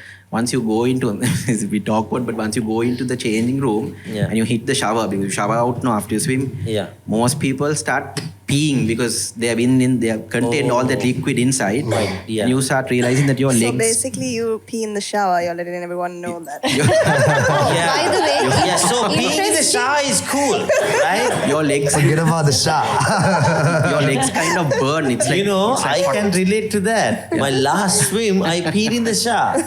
but can I tell you something? So just before taking off on Ironman, I don't know if this is TMI, but Mithun just rolled his eyes. I did not pee in the sea. Don't tell this in front of others. No, that's okay. This is just a podcast. This is a safe space, guys. It's between us. Space guy is going to be on YouTube. So I actually really needed to pee. I think because I was nervous, right? And then after I was like, actually I asked Mel. I was like, Mel, you were gonna bring Mel, I was like, I need to pee. And then she goes, oh, just pee in the sea. And I was like, what? And she goes, yeah. It's all in salt. So then after it, okay, so now we run off and I'm like, I'm in a okay level, now I'm swimming. And I'm like, okay, but I really need to pee. And then I was like, how can you pee while swimming? Like, one has to. I told you it's a mental Okay. game. So- I couldn't. so So I Stephanie- had to do the whole swim and then go. Speaking of peeing, You can't do two things. at the Mel same time. offered to pee on Stephanie. That is true. yeah, That is Yeah. true. Actually, So almost tell us everybody about offered that. to pee on me, Yeah. but Mel was the first. We had to bring I in the suggest you don't. jellyfish. Yes. Yeah. So Yeah, I it's not enough the current and the fear of swimming and all. Then there's this other thing, jellyfish. Jellyfish. Yeah, that Let's was, talk about it. That was the other You- thing. So actually, you know, it was Why did Mel want to pee on you? because I got stung by a jellyfish. So do you get touched by a jellyfish or do you get stung? It Or you get feels like stung? a touch Yeah. because it literally feels like somebody They just daub that. thing. caresses Right. you. Right. I don't have this experience. I'm asking these silly questions. No, it's I not know. silly because I mean I also would have thought it's like an electric shock or Yeah. something. I mean that's what whenever people said you're stung by I mean I never knew in my life I would know how that that feels feels. like. So Mithun, you know? how often does this happen? Quite often. Yeah, it feels like a little caress. Yeah, and then after that I could not use my entire left leg. What do you do when you get? Well, you're in the Stung. sea, you have to continue swimming. finish your swim. There's no other choice. If not, like I tried swimming with 3 extremities for a while, but it gets so tiring. And then How you- difficult it is? It was difficult because I couldn't use the leg.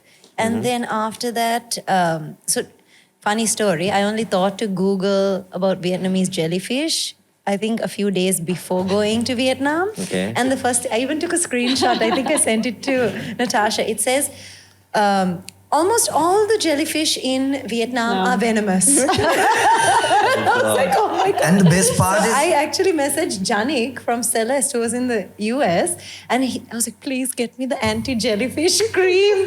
And he got me one. the best part is, like towards the end of the race, while we were waiting for everyone to finish up, I walked with Nadani, I walked to the water, and there was a jellyfish, like his head was this huge. I'm not even exaggerating. It's like I'm so octopus. thankful that I didn't come across some guy. didn't I would see have one probably before. definitely, like, that's it. I would have given up. Can you die? Can you die of a jellyfish bite? I don't think. No, I don't. He was this huge. But there are very poisonous jellyfish out Yeah. there.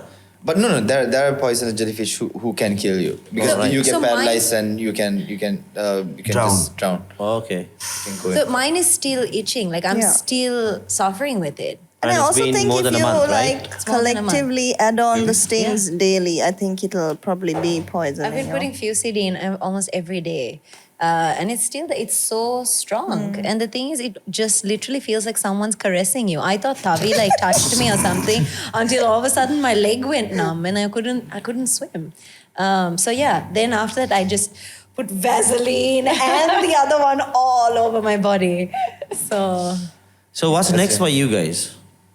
What are you doing afterwards? I'm taking part in a full Ironman in Bustleton.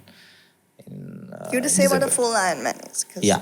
So it's literally double of what we did in Vietnam. What we did. So what you guys did is 113 kilometers. So it's In going total. to it's going to be a 3.2 kilometer swim. 3.8. In shark-infested waters. Come on, Mithun. Yeah, 3.8 And it's kilometer swim. Followed by a 180 kilometer bike and 180. 42 kilometer run. That's a marathon. Yeah. 42 kilometer is a marathon. Yeah. Oh my God, that run alone. So marathon and whoa, this is ridiculous. Cycling marathon and running. Yeah. And swimming and there are individuals who do this. I'm doing it individual. You're doing the full thing. full thing. All right, good luck to you. And Wait, yeah. I have a question. Just backtracking a bit. So, did you notice?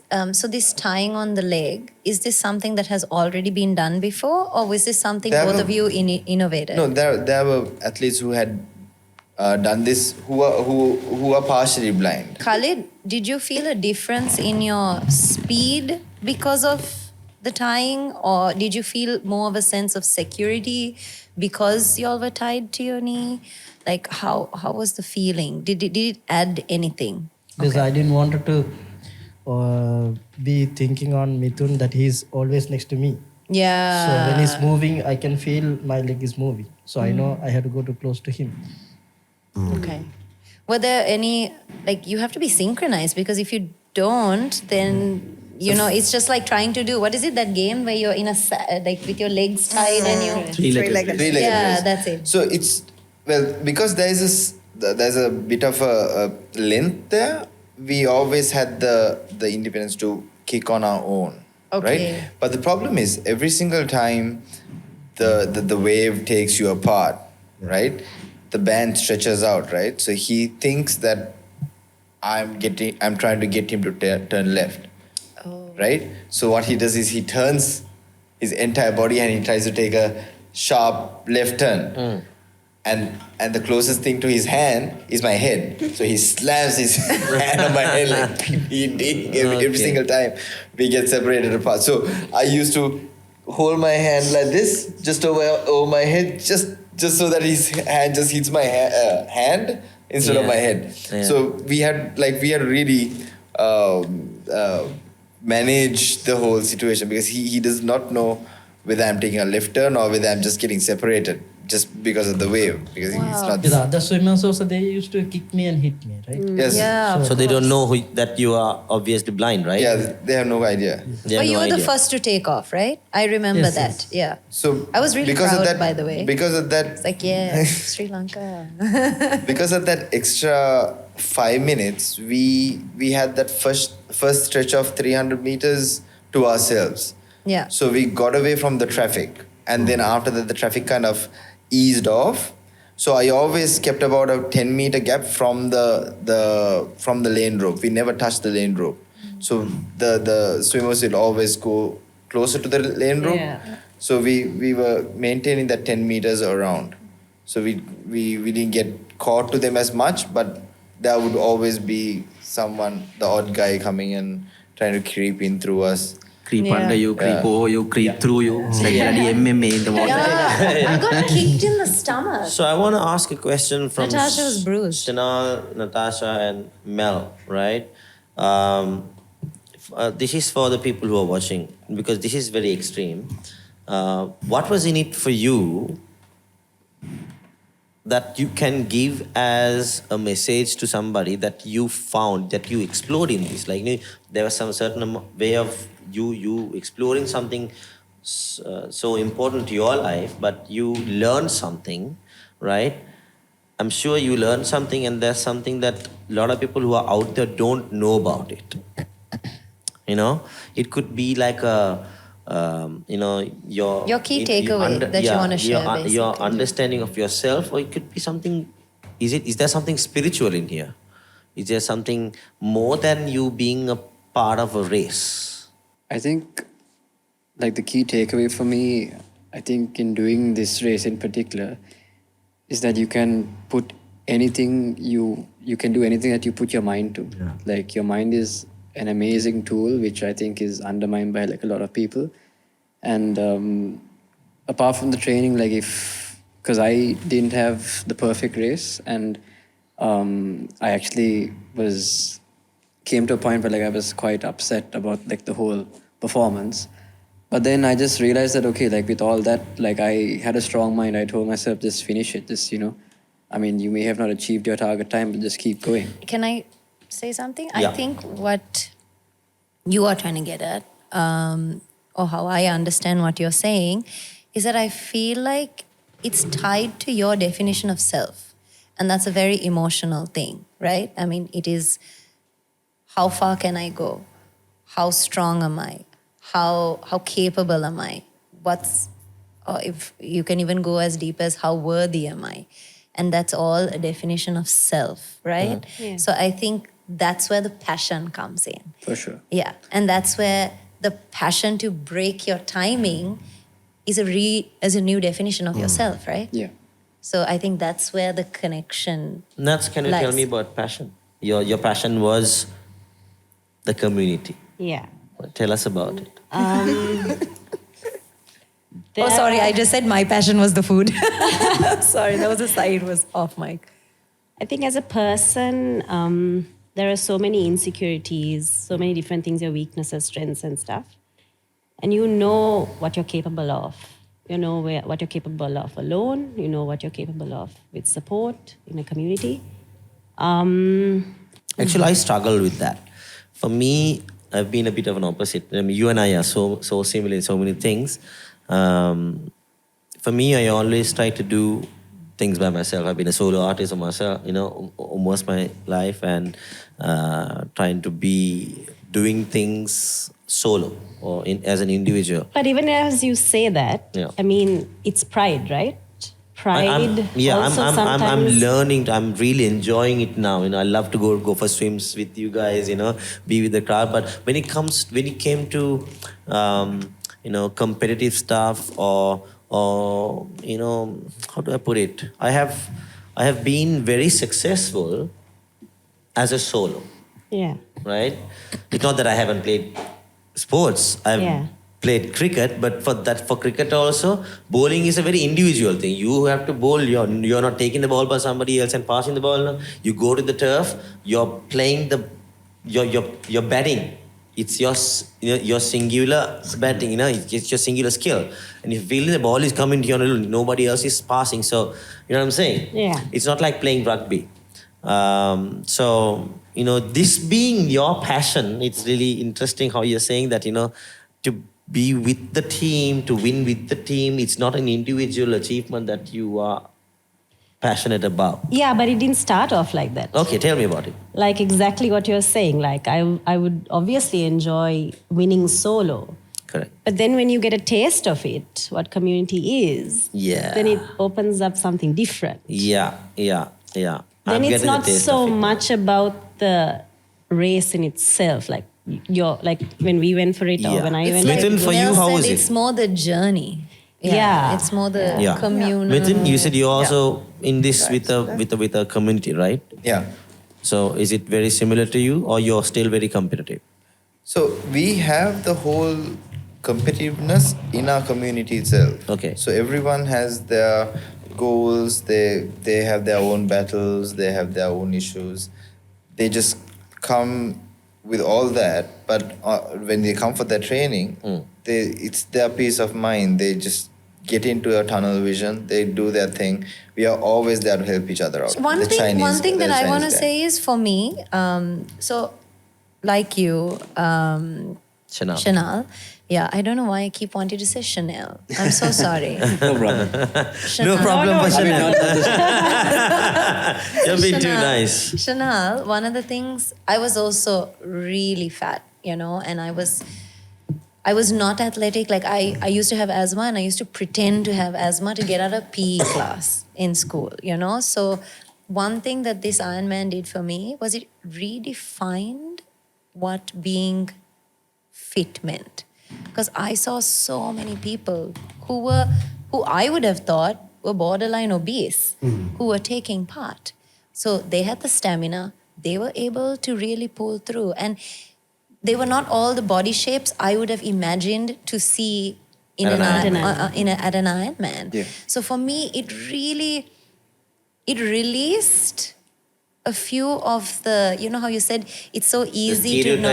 Yeah, the grid that we operate on, the matrix that we're so used to, these definitions, these labels that we give to things like what it means to be fit, what it means to be healthy. Like, it really helped me redefine and broaden that perspective for me. So I thought that was really cool, that it was something I've always struggled with, especially being in entertainment, and you need to look a certain way, and people always judge you the minute a kilo comes on, or you get a few spots on your face. Like, maybe more for women than men. Men get it a little easier in entertainment. But Why are you looking at me? Yeah, sorry. I saw Mithun. You know what? I hope we have close-ups on Mithun's face, because I love his reaction shots. You're triggering some people. I'm not getting triggered, but I'm sure others are like, more than women? More than women, and turns and look at my round face. No, because, it's true though, because if you think about it, a woman, most times, in entertainment, the minute, her looks change, she gets older, let's say she's pregnant. Have you seen a pregnant host on stage?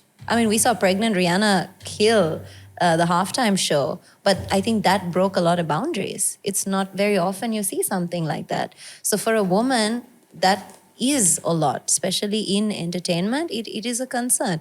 And so you're not just thinking about it in a, oh, okay, entertainment, but also in a health-wise. Like, just to see those body shapes, it really broke something for me.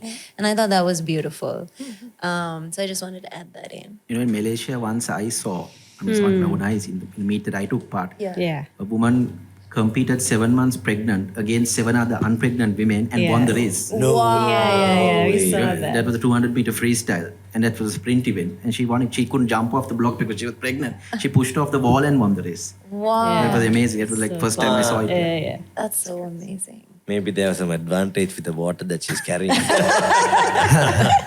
Oh, you are terrible. You know, Buoyancy is high. every time I would eat a little extra, Dushyanth would be like, that's cheating because that's going to be fat and that's going to be floaters. It's terrible.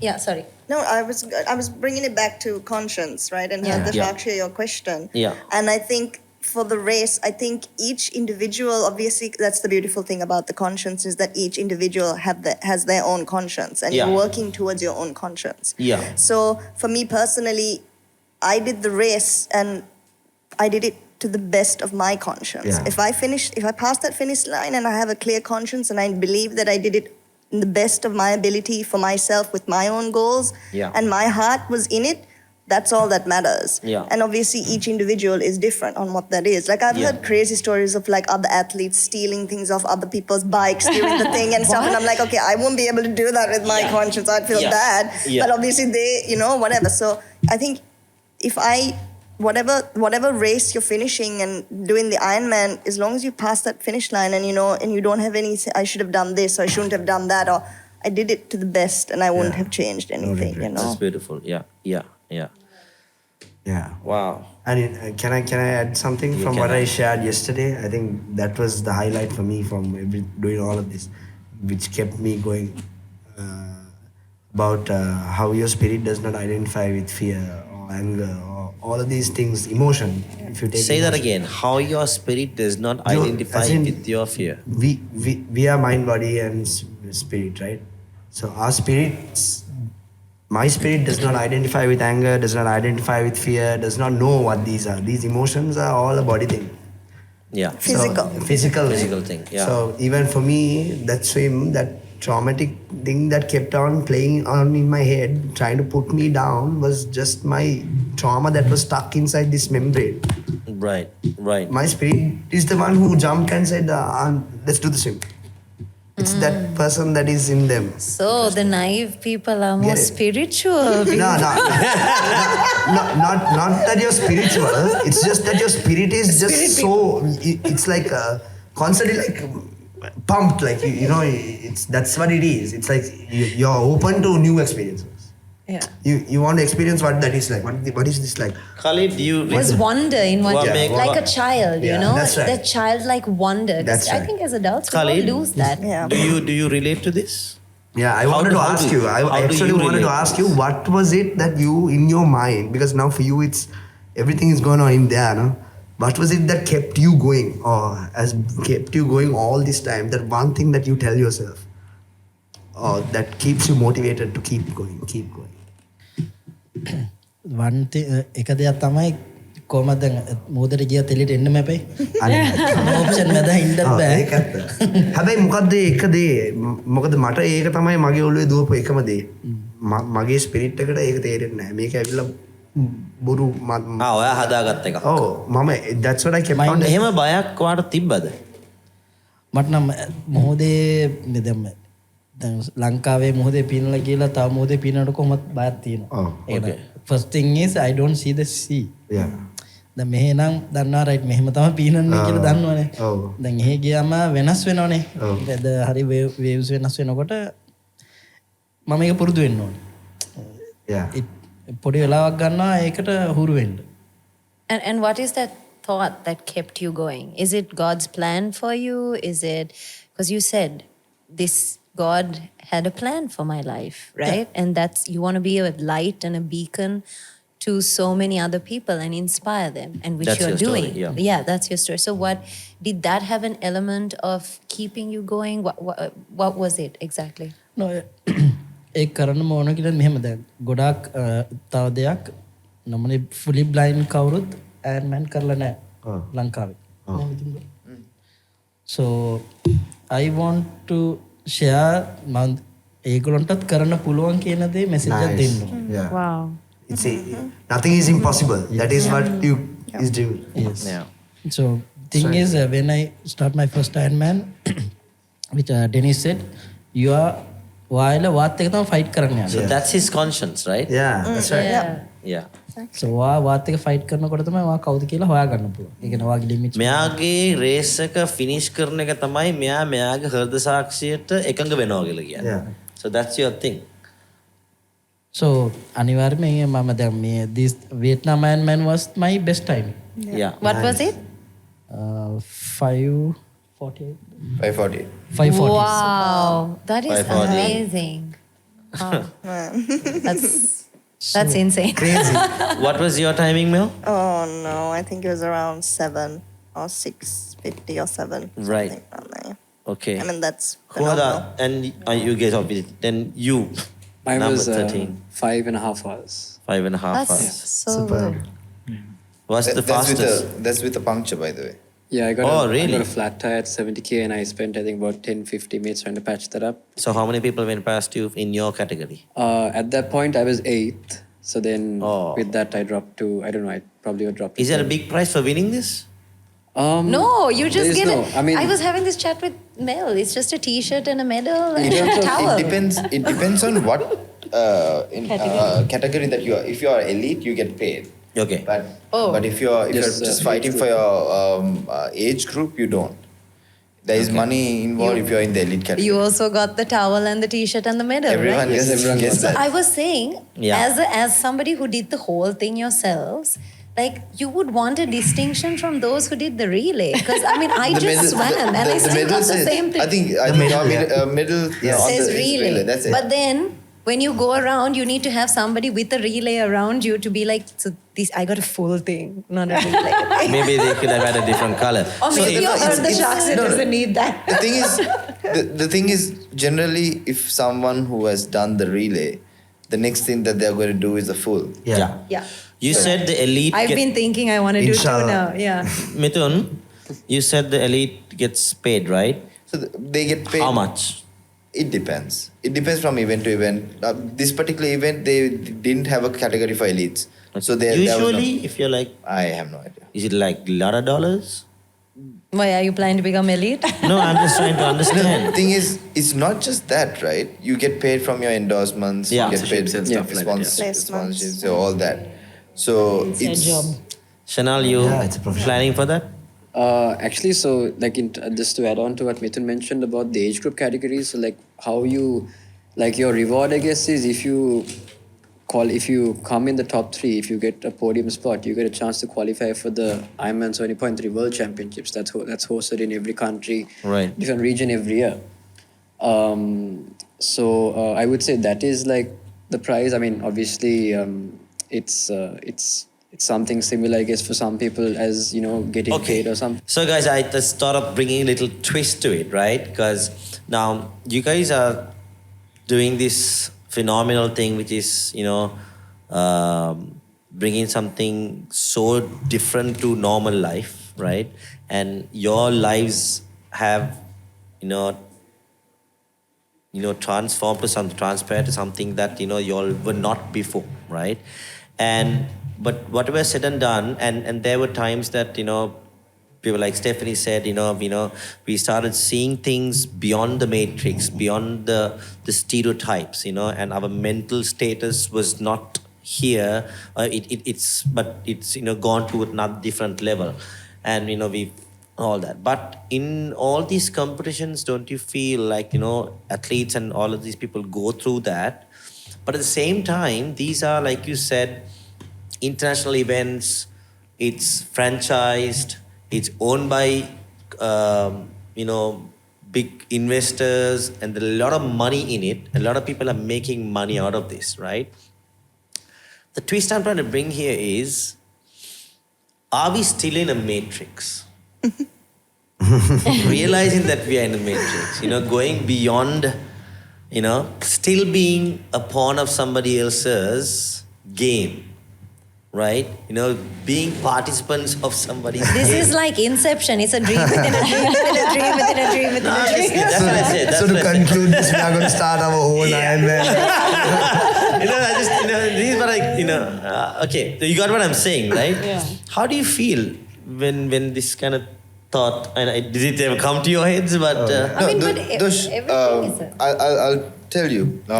So the World Championships, okay? To qualify for the World Championships, you have to be, it depends on the number of slots you get for a particular age group, okay? Let's say it's 25 to 30, okay? And they allocate 5 slots for that age group because that is a big group of people. So let's say the first 2 or the first 3 say that they don't want those 3 slots. It gets transferred to the next 3 people. Okay? That means it's not just the top 3. That means the 6th, 7th, 8th person also would get A chance. a chance. Correct. Right? See, what people don't realize is to go for the World Championships, you have to pay almost double the registration cost of the normal registration cost. Yeah. Okay, you have to pay it on the on the spot. Yeah. Okay, you have to take your card, swipe, and that's after that only you can go and get the coin when you go on the stage, right? Okay. So you're talking about 6,000 athletes getting qualified for World Champs. Yeah. It's just another Ironman, Yeah. but it's been branded as the World Champs. Yeah. I mean, of Right? course, just to add on to that, like the pros and all that come, but Yeah, that's the only... it's the whole aesthetic of qualifying for this particular. Yeah, yeah. But it's a money making venture for these guys. Yeah. Right. Yeah. But why do we do it? It makes us happy. Yeah. It doesn't Yeah. matter that they are making money. I mean, now the internet is I love- your encyclopedia on your phone, right?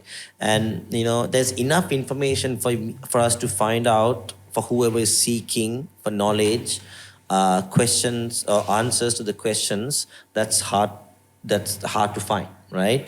But through all this, I know like a lot of us have come to a point where we have come to realization that so-called things like worldly things like human rights to politics and all of these things is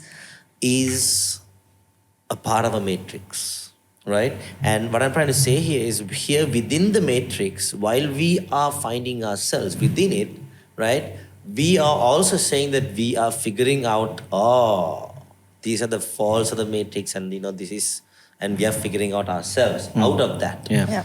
But still, we are still finding I this think out. to answer your question, for me personally, I would say I've had many spiritual experiences being caught up in the Ironman matrix. Wow, And explain being that. able to be out of it and finding a closer sense of being and relationship with God in the middle of doing this thing in the middle of Ironman. Like this Ironman itself there was so much protection. Yeah. There were so many things like the heat. There were so many things that could have gone so wrong, Okay. and I came out of it. And sometimes it takes some time. Sometimes it doesn't immediately happen on the day of the race, but you go back and you're like, I was How really many protected. people were injured on that day? Oh, there were So so many. I've never seen, and the previous Ironman in Dubai, because they that ran day out of was water. just a terrible day. Yeah. 44.1 Celsius. Yes. Ro had And something the to amazing thing was the day after was 34. Yes, exactly. Yeah, the sea was so calm. Yeah. Yeah. The thing, the question you asked, this is my understanding of it. I mean, it's a very different thinking pattern I have on this thing, because I have kind of seen the viewpoints in so many ways. I've experienced it in different ways. Okay. About Ironman making money and that things. See, the currency of the corporate or business person would be dollars or rupees. Okay. The currency for an athlete is time. Yeah. He's always going behind bettering his time. Yeah. If you do it at 5 hours 30, if you're doing an Ironman, you want to do it at 5 hours maybe. If you're swimming a 100-meter race, if you're swimming at 126, you want to go to 110. Yeah. So it's a constant hunger for time. That is Okay. the currency of the athlete. Yeah. The currency of the corporate is dollars or rupees. Making the opportunity out of that. When you bring both together, okay, guys, your currency is time, so they are facilitating you to go after your time, giving you an event so that you can get better at what you do. Yeah.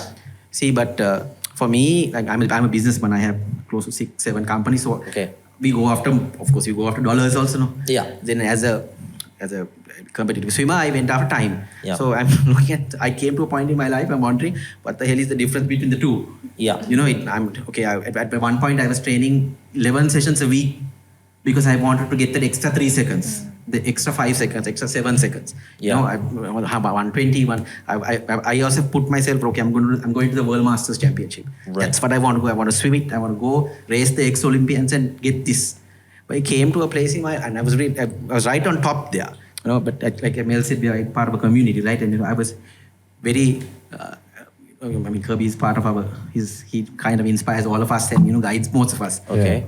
And right on top of a mountain actually on a holiday resort, which I didn't want to go because I had a training set the next day. I said, no, I can't come. No, come. I went. He sat me down and he explained this to me. You know, what is really the difference? And once you understand that, do you really want to do this? He spoke that out. Okay. At that time, I didn't understand it, and then I kind of flustered, and I stopped racing after that. For 2.5 years after I stopped racing, I was literally depressed, and nobody knew that.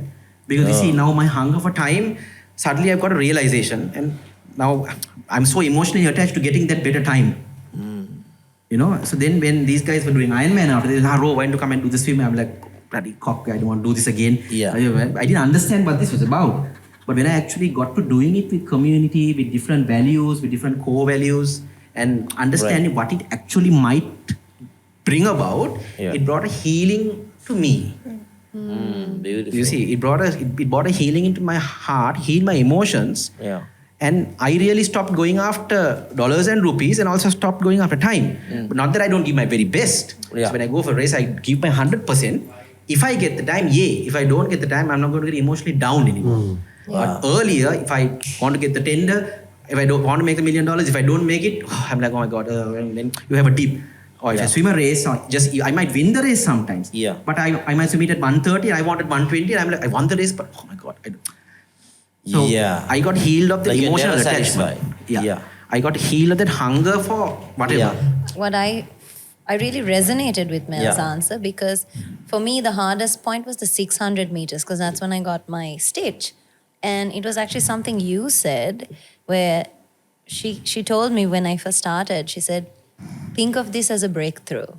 If you break through this, you break through all barriers you put yourself in your life. Something like that. Natasha, can you explain that? You haven't spoken much, that's why. Can I finish Yeah, what I was let her saying? finish. Okay. And so I thought about that. And, the matrix, like you said, it was very spiritual. And so for me, one of the things that I'm connected and I think it gives me a lot of strength is God. Like Khalid said, I believe in God's plan and whatnot. So I thought, okay, you know what? I can do this. I'm having this human experience. He's given me this strength. I am the water, right? Like, and I really, really connected deeply. I mean, I like to simplify it and say I'm a mermaid. Yeah. So that's where the mermaid part stems from. Yeah, it's a simplification of like I am one with the water. That is my home, because He created all that. Yeah. And He created me, and that water is within me. Yeah. And my body is 70% water, and so the water in the sea and myself, we're one. So if we're one, I can communicate. I know it sounds really weird, but at one point I was so tired, I asked the water, hey, can you give me a podi tallu? And in fact, I felt the waves, whether it really happened or not, I felt the waves push me. And I would go further. And so I was constantly in connection. And so for me, that was very spiritual. So yes, it was within the, matrix of making money. But I don't think the matrix is always a bad thing. If you're aware of the matrix, then you're fine. That was what I got from what you said. Yeah, beautiful. Thank you. That's awesome. Yeah, so that comes, okay, so basically we always say, okay, you are your only limit. Yeah. And we all have limitations in it, whether it's in our marriage, in our business, whatever. And what's the easiest way to get over something physical, right? No, as in it's easier to put your body through the stress, right? Okay. Why would someone, let's say timing, different, everyone has different reasons. But I want to grow in my marriage or in my business, but I need to wait for the pattern or circumstance to come along. But if I can put my mind or my body through this kind of thing, this amount of pain, pressure, and see it through, then what is it doing in the spiritual for me in my other areas? Very interesting. It's like she's physically doing something in the natural, but it's actually It's it's ricocheting in other areas Yeah, as well. yeah. Because your perspective changes, right? The energy you give out. Is that it? This girl is heavy, man. This girl is heavy. Yeah. Yeah. So Shenal, anything before we wrap up? Just that, I guess, I mean, through the extremes of not only this sport, but like any other endurance sport, I believe that the amount of exertion you put your body and mind through is where you really sort of find yourself. Like you, in those moments of, like mental suffering and probably physical suffering as well, you really like, when you push through and all that, you sort of find yourself, and you sort of, that sort of defines you, like as in how far you can go. And it's all mentally and also, through the heart as well. So that's the saying, you've got heart and all that. I mean, that sort of derives from pushing yourself and, finding yourself through that extreme. Okay. It's those weak moments that really define what you believe in and what you are and who you are itself. Yeah. When you're at your lowest, when you want to quit, most of fear. When you want to quit, when you think that no, I can't go any more further. Yeah, I think that's the biggest take from all of this for all of us. That most of us fail when we give in to that fear, right? Yeah. And all of you, what's very common to all of you is that you either you did it within yourself, with your mind, or with your heart, or with the help of God, like Khalid said or Stephanie said. In your own, it could be. It doesn't matter. Whichever way, you did not give up and you just went through. Someone learned to swim in 2 months. And like we speak about community and stuff, and it's not only the community that are there on the day or the people who are cheering us on, like you were there, Dushyanth, but it's actually globally. I knew there are so many people following us, and like around the world they were watching and keeping, like they were on the trackers, which is the most boring thing to do. And I know even one of them ran the full distance in Melbourne to at the same time as another one of our friends, just so that she could be doing it with her. So there was a global community, like the Wow Move community was doing it together, and you just got so much love from them. I think there's another take that we spoke so much about the sport. As much as the sport, this sport was supported by communities, right? And most of us, maybe most of the viewers who are like, even I've been in that place where I've been alone. I've not been. I haven't had the privilege to be within a community, right? And all of us, we go through dips in our lives, and it's very important for us to now understand how much community is important.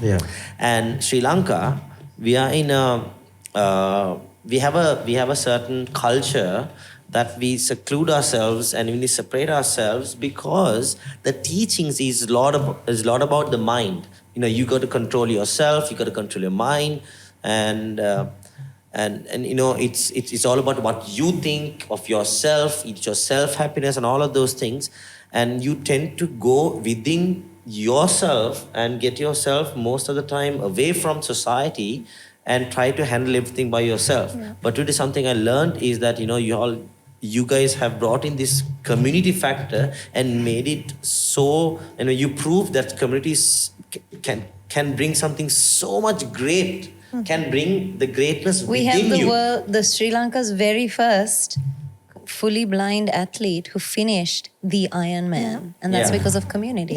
Yeah. You know, it is so I mean, powerful. it's definitely It's amazing so individual achievement. But it's a but communal. it was supported by a community. And this is something that we Sri Lankans should understand, because right now we have this division, right? Maybe for whatever reason, I think we all know what the reasons are, right? You know, it's been there for hundreds of years, and now it's getting embedded in us, where we like to separate ourselves from, you know, others.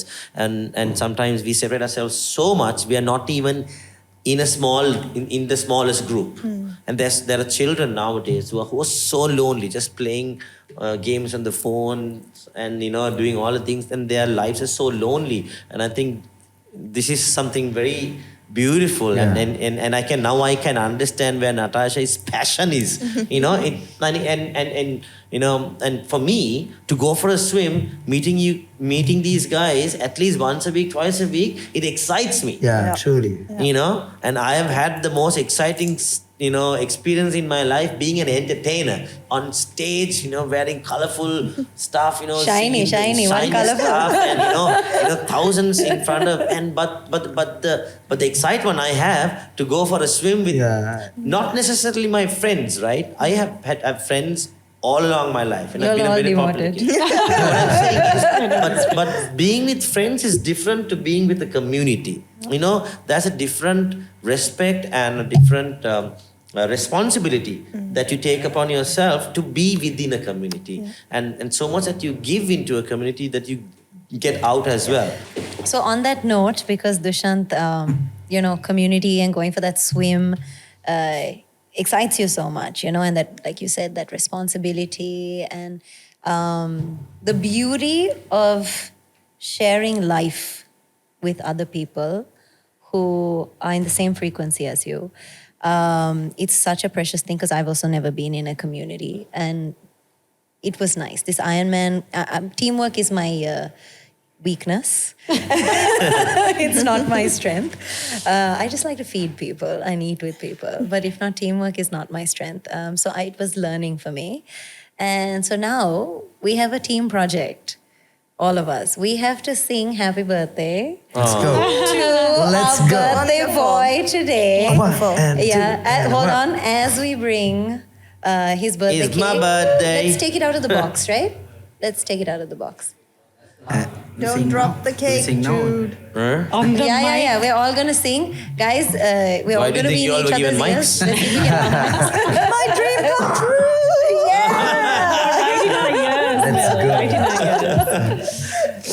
All right, guys, let's go. Happy birthday to you.